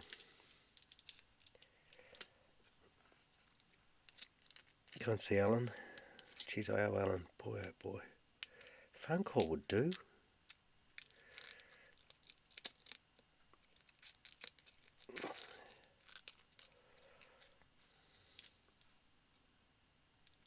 You probably can't see that because my fingers, the camera's actually on the wrong side because I'm right-handed. Might have to spin it round.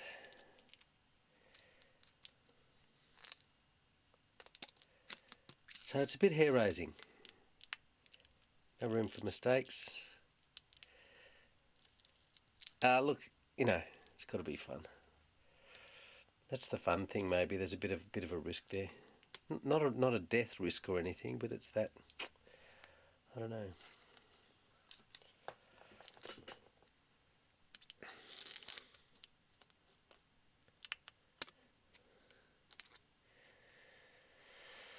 Okay, let's try cutting one more bit out.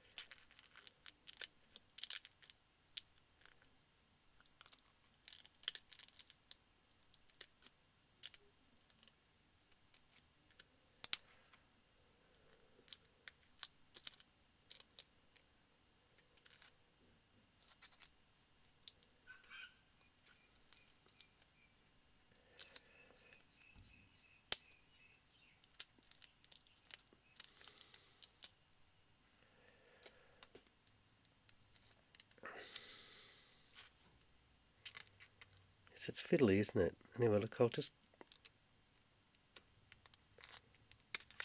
Notice you don't do it in one clean shot. You have to have a couple of attacks at it. It doesn't matter. Better get it right than muck around with it. Just see if it fits.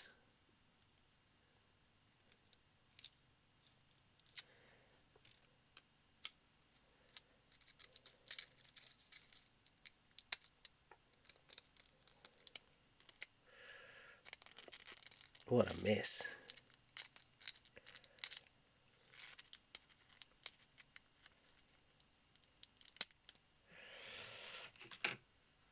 Now look, you probably don't notice, but it's gone really, really floppy. It's got no rigidity anymore. As soon as I cut that back bit off, it's given up completely.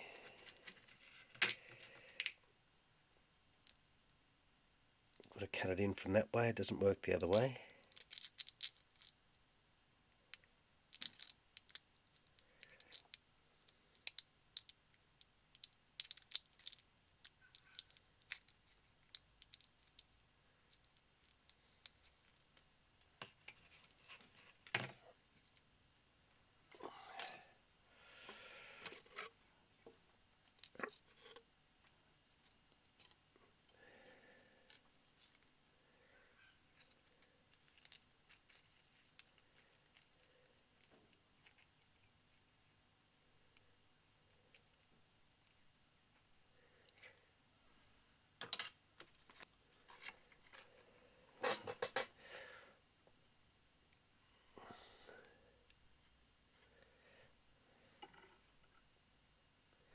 Okay, is the tough time again? Let's just cut straight into all that work you've been doing day after day.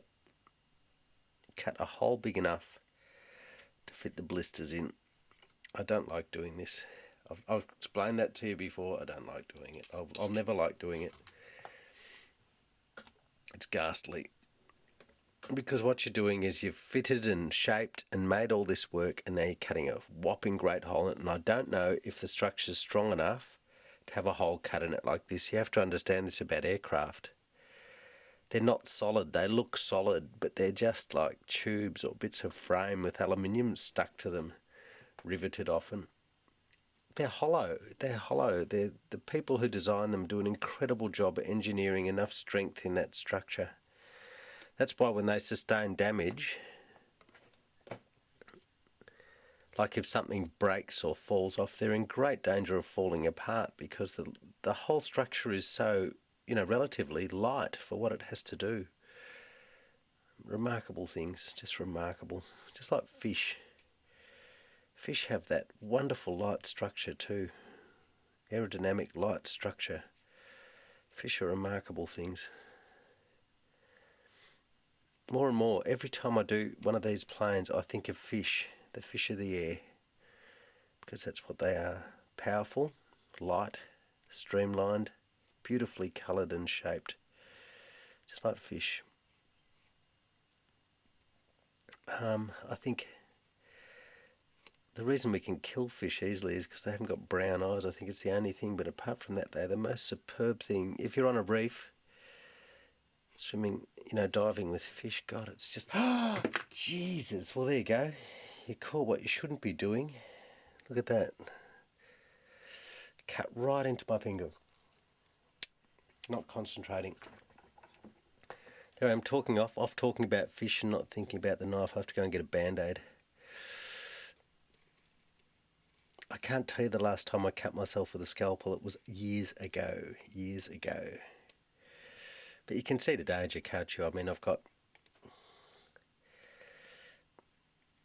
a very sharp knife. I'm pushing hard to get into the wood, and my fingers are sticking in the way. You can just see the danger anyway.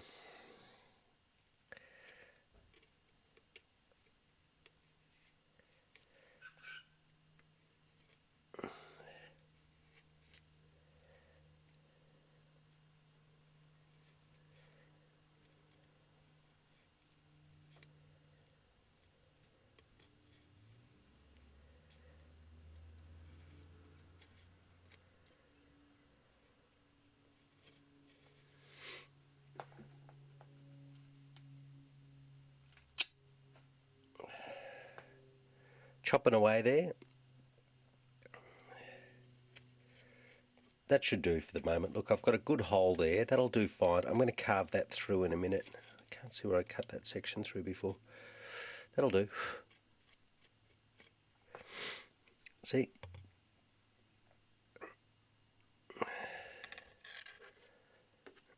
I know it's upside down. It's probably the best way to show it. Let's do it the right way around. Might show you a bit better. See, so I've carved that.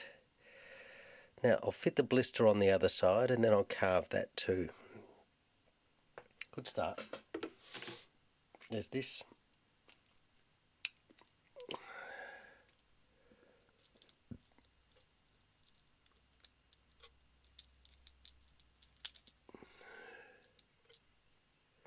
See that? Oop.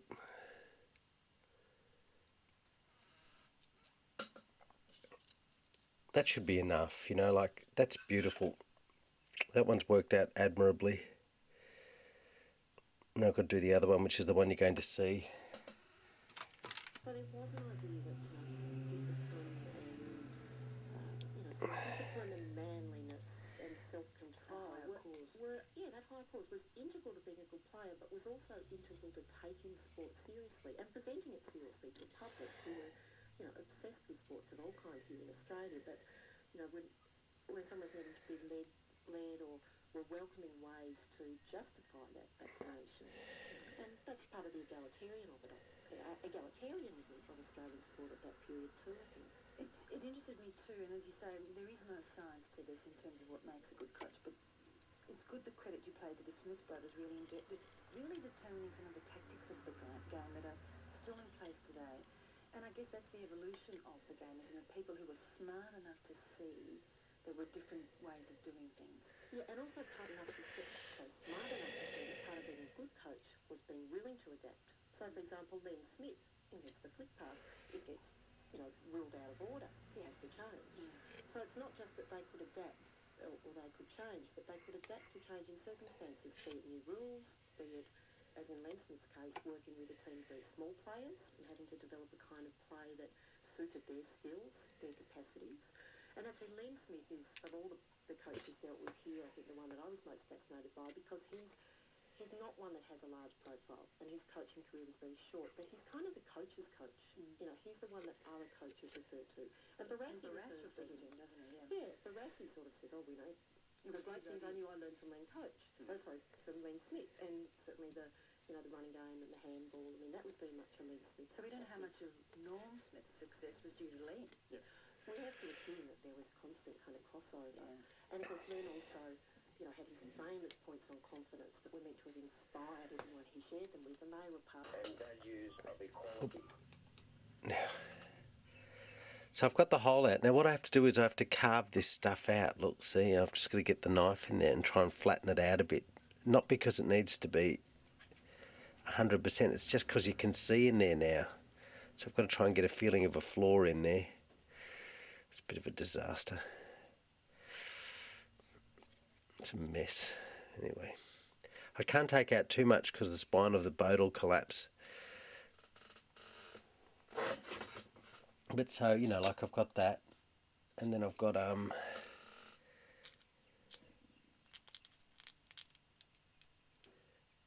and then the blister will go on there. It's pretty clear, isn't it? So I've got to make sure it's pretty, I don't know. So what we do is I've made a piece of sandpaper, stuck it on the bottom of a stick, with which I can get into the cabin, and I can sand that floor until it's flat. I've chipped out a lot of the wood.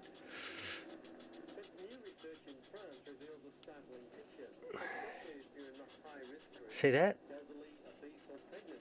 So what I've got is, even though it's not perfect, it looks pretty darn flat. See that? That's pretty good, isn't it? And it was luckily I'd cut the plane in half because it was too long. So there's a bulkhead in there. Like, look. This is amazing. Good bit of luck. Look. In there's a bulkhead.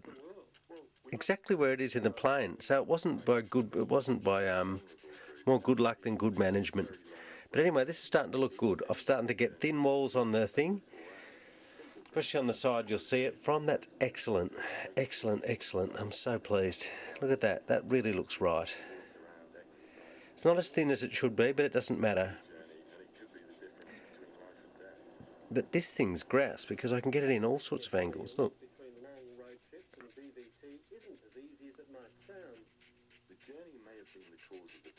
So it's good because it's good coarse sandpaper. Cool. So tracking it really is almost impossible. Well, tracking it is very, very difficult, but this research from France does suggest... So what I'll be doing now, I'll just turn that off.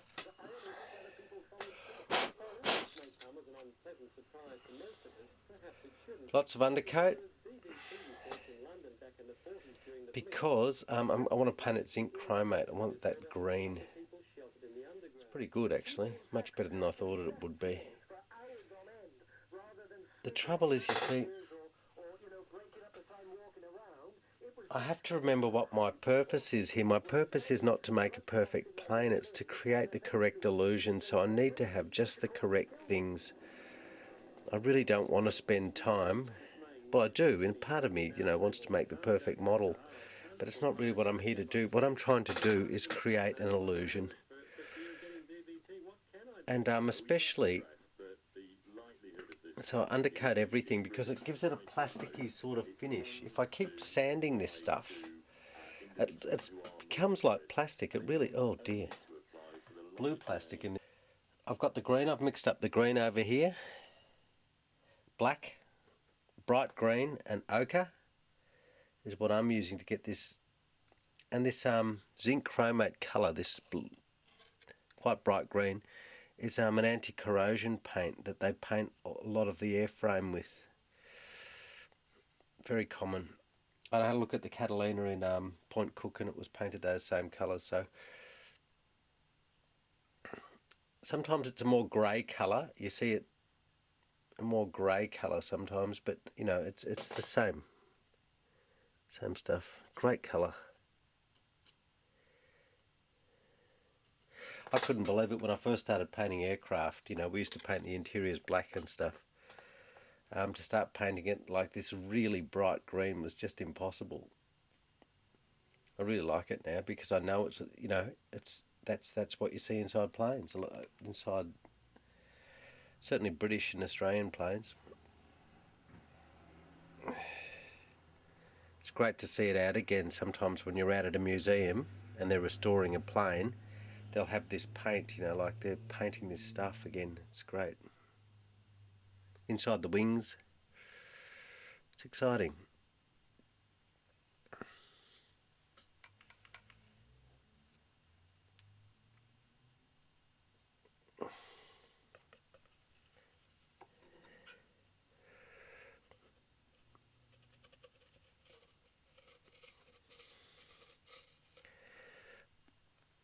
Okay, I'm making a big mess here, but it doesn't matter. I've got to get a good spread of it over there. I want to cover it because I'm going to be putting on the cabins soon and then framing them. So I want it to be a good coverage. Okay, don't worry about the outsides there. See, I've made a bit of a mess there. See, I've splashed the outside. Doesn't matter. Ah, pretty good. So it's got zinc chromate in all the inside pieces. That is so cool. Just to make up for this bit here, what we're going to do is we're going to paint some white over the top of the stuff I've mucked up here. There's a reason for that because I can sand it back then. Good thick layer of white's what I need. I've covered the side here with that bit of tape. You can see the wheel well. See the wheel? That impression? It's kind of like... But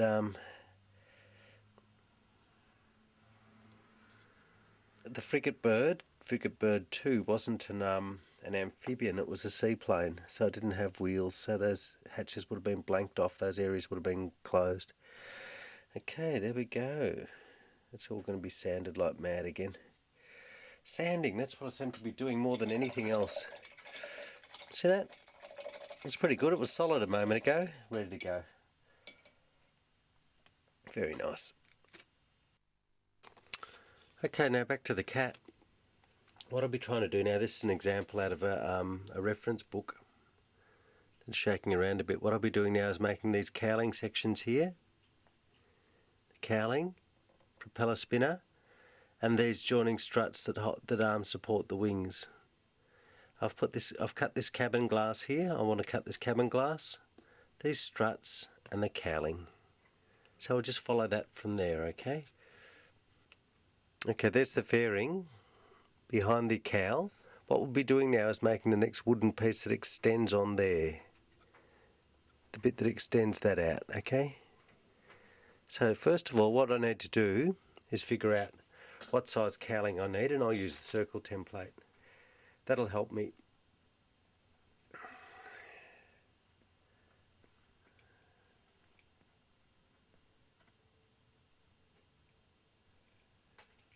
I figured out I'm going to need 12 mils. So the circle template, this one here is 12 mil. So what I need to do is construct a block of wood about 12 mil thick. How I'll do that is I'll get some scrap wood and put it together, make it stronger. Got some great glue here, Loctite glue. They use it for racing cars and planes. Fantastic. Best stuff. So put the glue on there, the Loctite glue, fantastic stuff, better than ever, industry standard. Glue those two bits together, just make sure they fit, see how the facings fit, clean as possible. Squeeze, squeeze, Now, what size did we need? You probably remember. 1.2, so our cow's got to be 1.2. As close to the edge as possible, so I don't have a lot of scrap.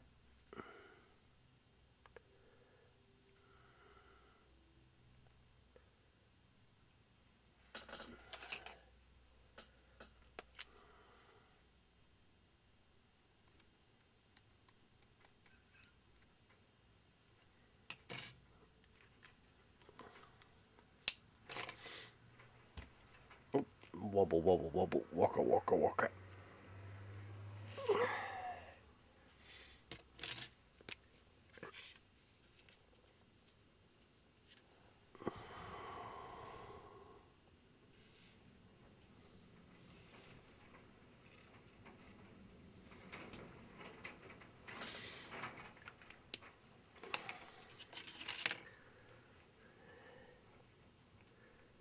Loosely shape the block.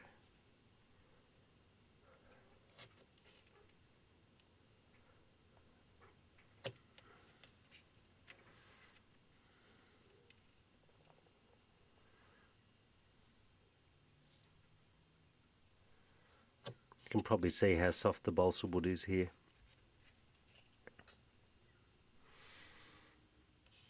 I'll try and cut this off as one piece because I'll be able to use that scrap wood for something else. Duck.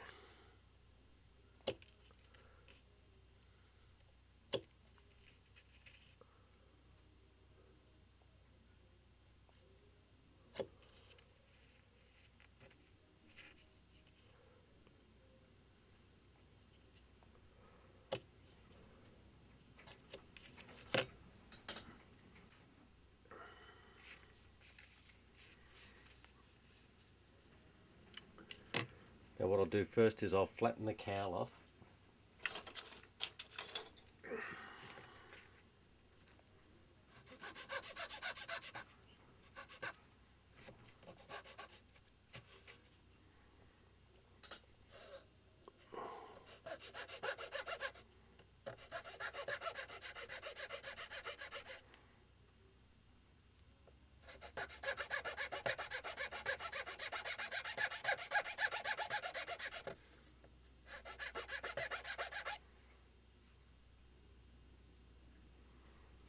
Spin up. Now measure the depth. Taking the depth.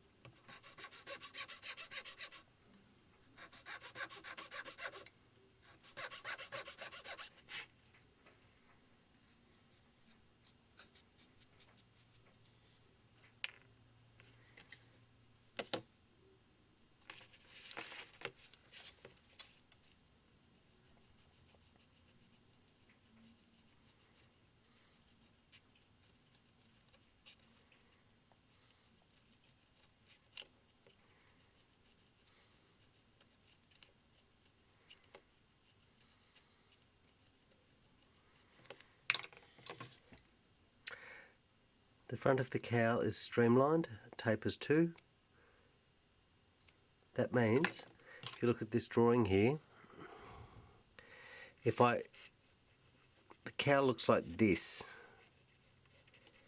It's got that shape, a barrel shape, and then it's got cooling flaps that come back from there. And then what I'm going to make is the propeller spinner, not the spinner, and the shaft. So that's the bit I'm working on. And right now I'm doing this section here, which is, see this section here? I'll be curving those edges off, as you can see on the drawing.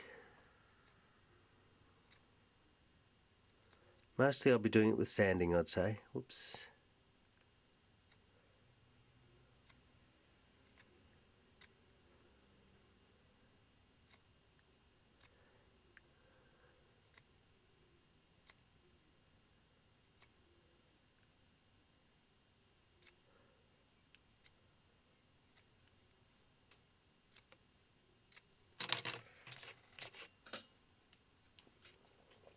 You see how it has a slight taper now?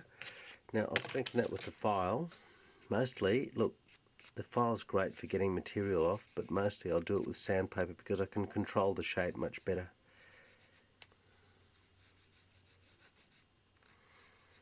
Like that.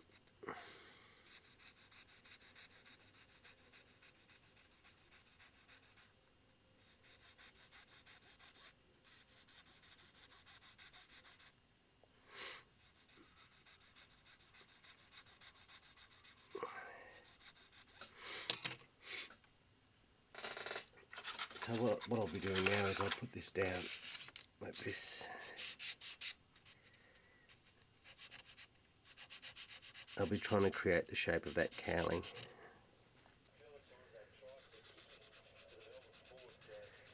So this way we can shape the cowl.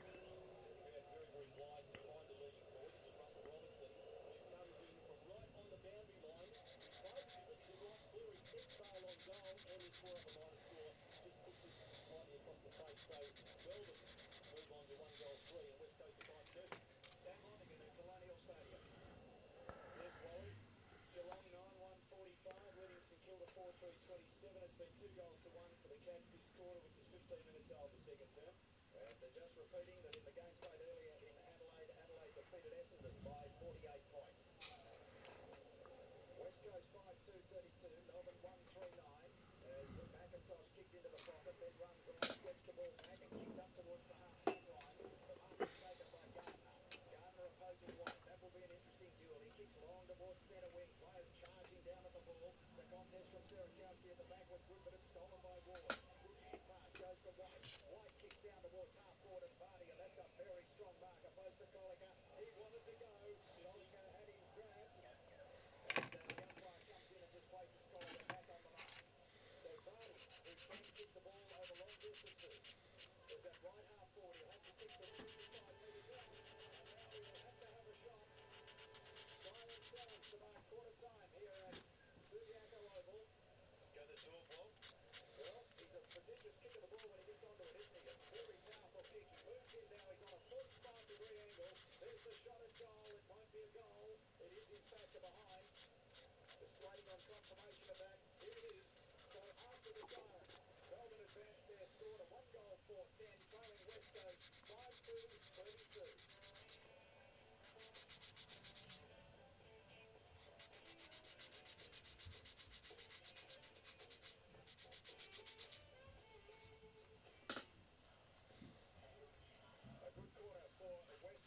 Just checking the goal scorers. West Coast lead 5-2-32 to Melbourne, 1-4-10 by 22 points at quarter time.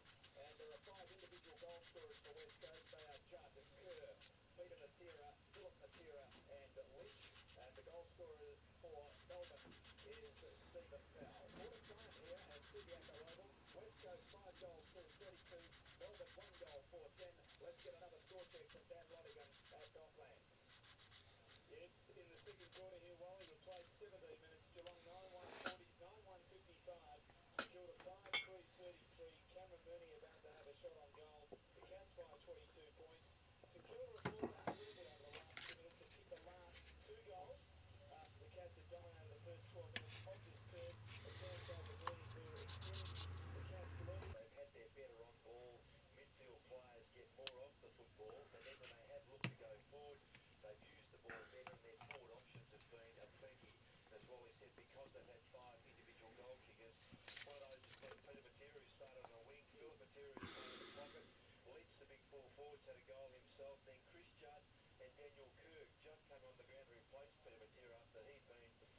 thought the dominant player in that first quarter. He went off at about the 22-minute mark. Judd came straight on and was straight into the play and kicked a goal. So their ability to spread the workload has been very important. And Gardner possibly had the better of White in the actual touch, but then has been more effective around the ground. So their midfield players have got on top. And conversely, when Melbourne's midfielders got the footy, they've had trouble using the ball effectively going forward. They've either been under pressure or their kicking hasn't been up to speed. Now what I'll be doing is these struts have to go in, engine intakes and exhaust stubs, which stick out from the top of the engine cowlings. So we'll just do that now.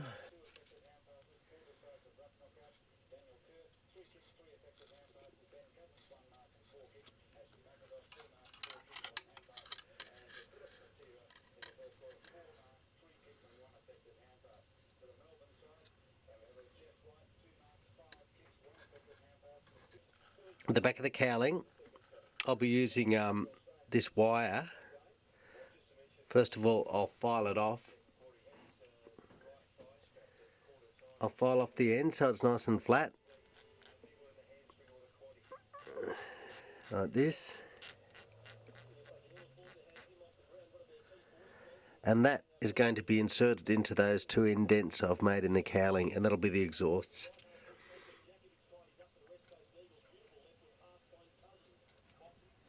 Okay, what we'll do is we'll try and get the exhaust stubs in, dip them in the glue,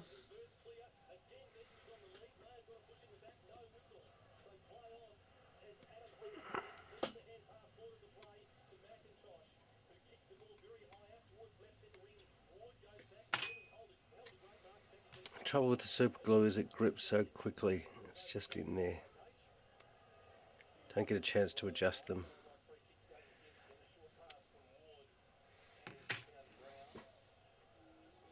Here's my super glue here.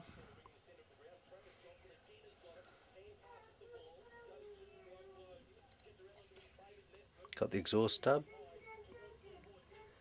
Dip it in the super glue.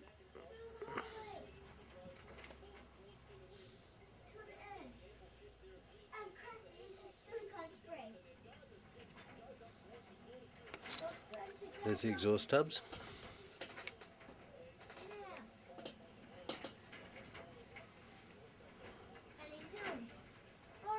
Wow, what a good idea. Okay, well, we'll just be putting in the underwing intake. I think it's the carburetor intake, probably. See on the back of the cowling there, on the nozzle. I'll be sticking the other one in. What I've used is I've used a burnt match, so I'm going to match up this one here on the other side, so I'll have one on the other side here. I've marked the lines on the cowling where it's going to go. Gee, it looks good, doesn't it? Very nice, even though it's the wrong side of the bow. And what I've taken is I've started shaping this out of a burnt match because it had a beautiful taper on it.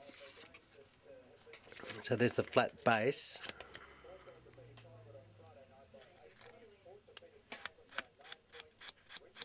See the burnt match? There you go. Now what I'll do is I'll use my dividers to get the correct length of the intake.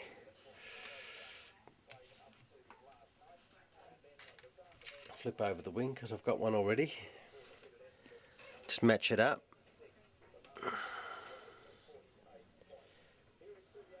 Make it a bit smaller because it's on the offside. I want a bit of a perspective working here.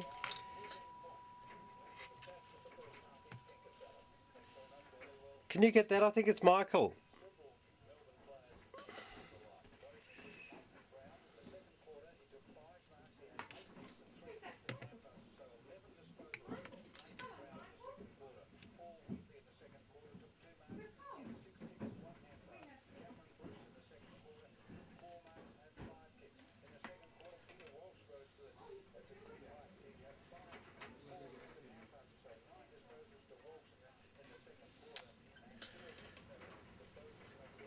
That wasn't good, just split. Shape it down.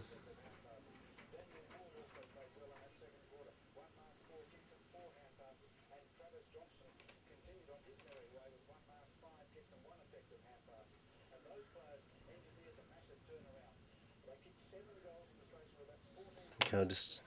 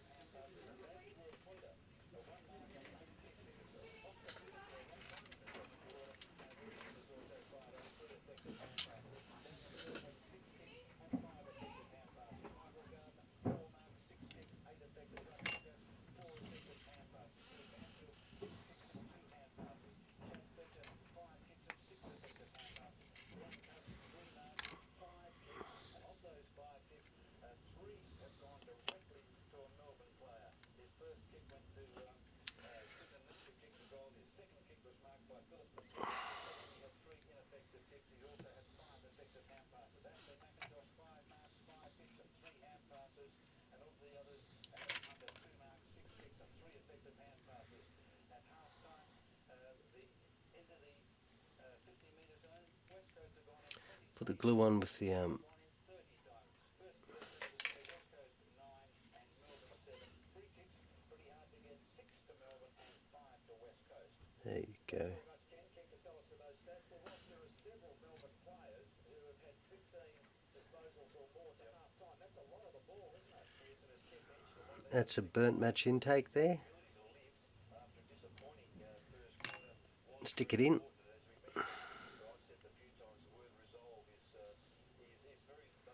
It's amazing what you can do with burnt matches. Okay, that needs reshaping. I'll just wait for it to dry, but what I've got is I've got the right picture. Oh well, it's not quite in the right spot. I can't see it. Let's move it round. I'm going to move it. What I'm going to do now is form the centre part of the propeller. Here's the cowling that covers the cylinders of the engine. Here's the cooling gills at the back, or the cooling flaps. What I'm going to make now is the propeller boss. That's the mechanism that ties the propellers to the shaft and also houses the mechanism for changing the pitch of the blades. And it'll look like this. All I'm going to do is I'm not making the blades because the propellers are spinning. So I'll make it like that. This bit is going to be a match. Look. What I have here is a match. See the matchbox? What I'm doing is I'm shaving this down because it's got square sides. I'm making it round. The next thing, I'll make that base here out of balsa wood. That bit there will be made out of balsa wood. But I have to start with the centre part of the propeller. Make it nice and... Oh, sorry, I'm not in shot. Try and make that as round as I can. And then sand it off.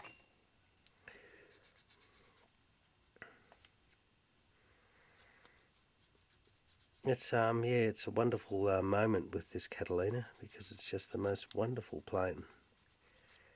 I feel like I'm taking a journey with it. It's a remarkable experience. I hadn't expected that. I love remembering all the things that it's done. You know, all those enormous oceans it's crossed. What a role it's played in the great battles and in joining countries to each other, and what a wonderful looking thing it is. Earlier this afternoon, windows are ready to be seated. We've got the cowlings. They're as crooked as anything, but it doesn't matter from the angle that we're going to go from. So yeah, we're looking good. We've put the intakes on the engines. That one looks a mess, but you'll never see it. So she's ready to go. I'm just going to make the propeller bosses for the other propeller, the far cowling.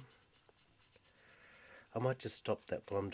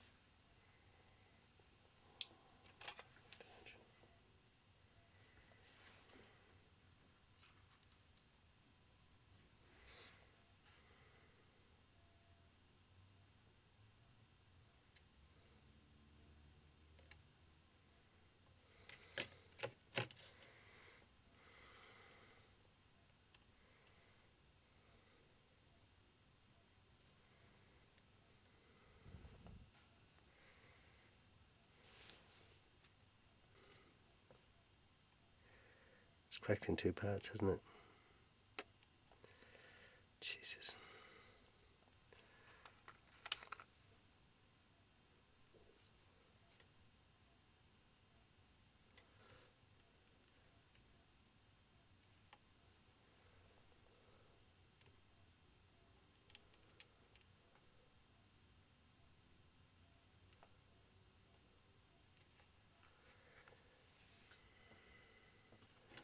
So there's the drawing, and this is the bit that we're making, okay? So I'm just going to cut that off now. I've just measured it with the dividers, just by putting the dividers down onto it.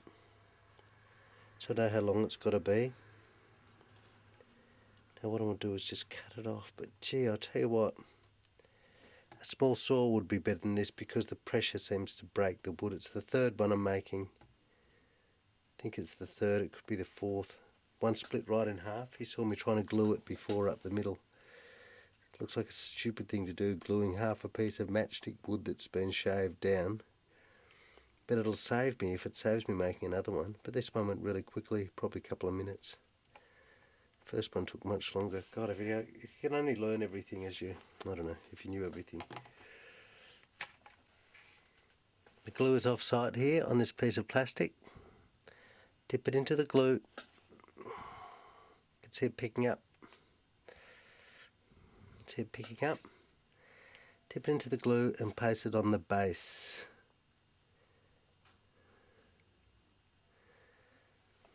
That's enough. Just got to make sure it's straight now, which it's not, of course. That one split in half too. Hoping it'll stick together, stay together. So, here's my propeller. Whoa, well, it doesn't do that very well at all, does it? Take it down here. Oh, I know what's the problem. Where are we? Jesus. Down the cow. Okay. There's the thing. Get our new... Oh, get our chunk of super glue. Nice big blob of it. Then we stick that... Oh, gee. Wide shot.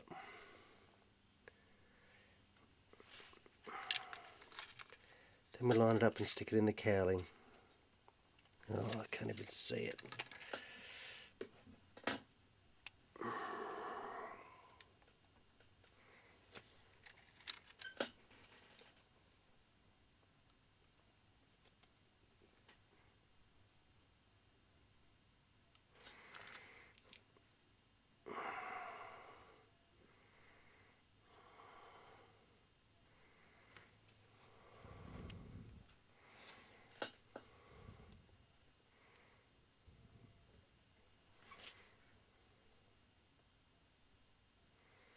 That's fine. So we've got both the spinners on. That's fine. This would be a good spot to end. What I'm going to do is, it's late, all I'll do is I'll put some paint on these and see how they're shaping up, because I've got no idea, to tell you the truth. In the blank wood you've got no idea what the things look like. It hides a lot of mistakes. Don't want to paint the exhausts because I like the natural metal finish of them. So I get a good lump of undercoat. Paint the cowlings in.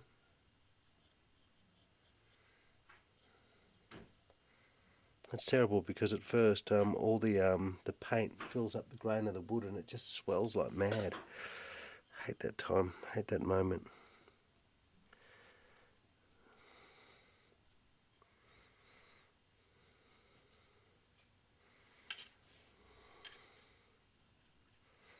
Ugly.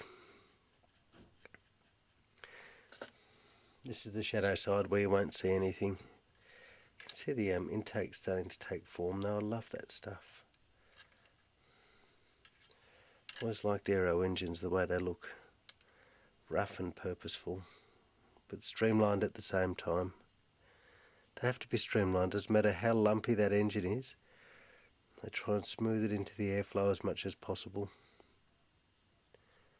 to diminish drag, and in some cases to increase the cooling, because they were big, heavy, high-performing engines. They need a great big, enormous cooling.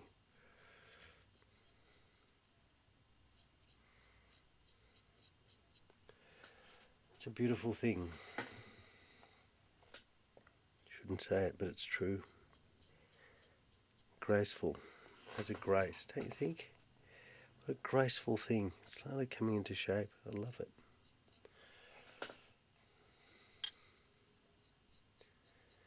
It's a lumbering great metal boat. Ship of the air, I guess they call them at some stage. That one's loose, I'll have to come back for that. Doesn't matter.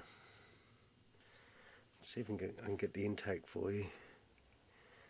The intake's a treat. It's an old matchstick. Remember that recycling's an important theme for me here. Taking things of no worth or little worth and making them important and special. It's a theme in my work. And that's what this stuff's about, I guess, taking things, not the stories are of great worth, but taking household objects. I love that idea that you can make something out of what's in the house. That's how I cook too. But what's around, use what's around. One of those things.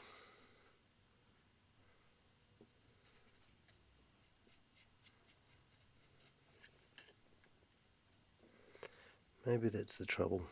Too much of that ethos. I've imprinted it so deeply. I can't tell the difference. I wouldn't know where to start now. Let's paint one of those struts and see how it looks.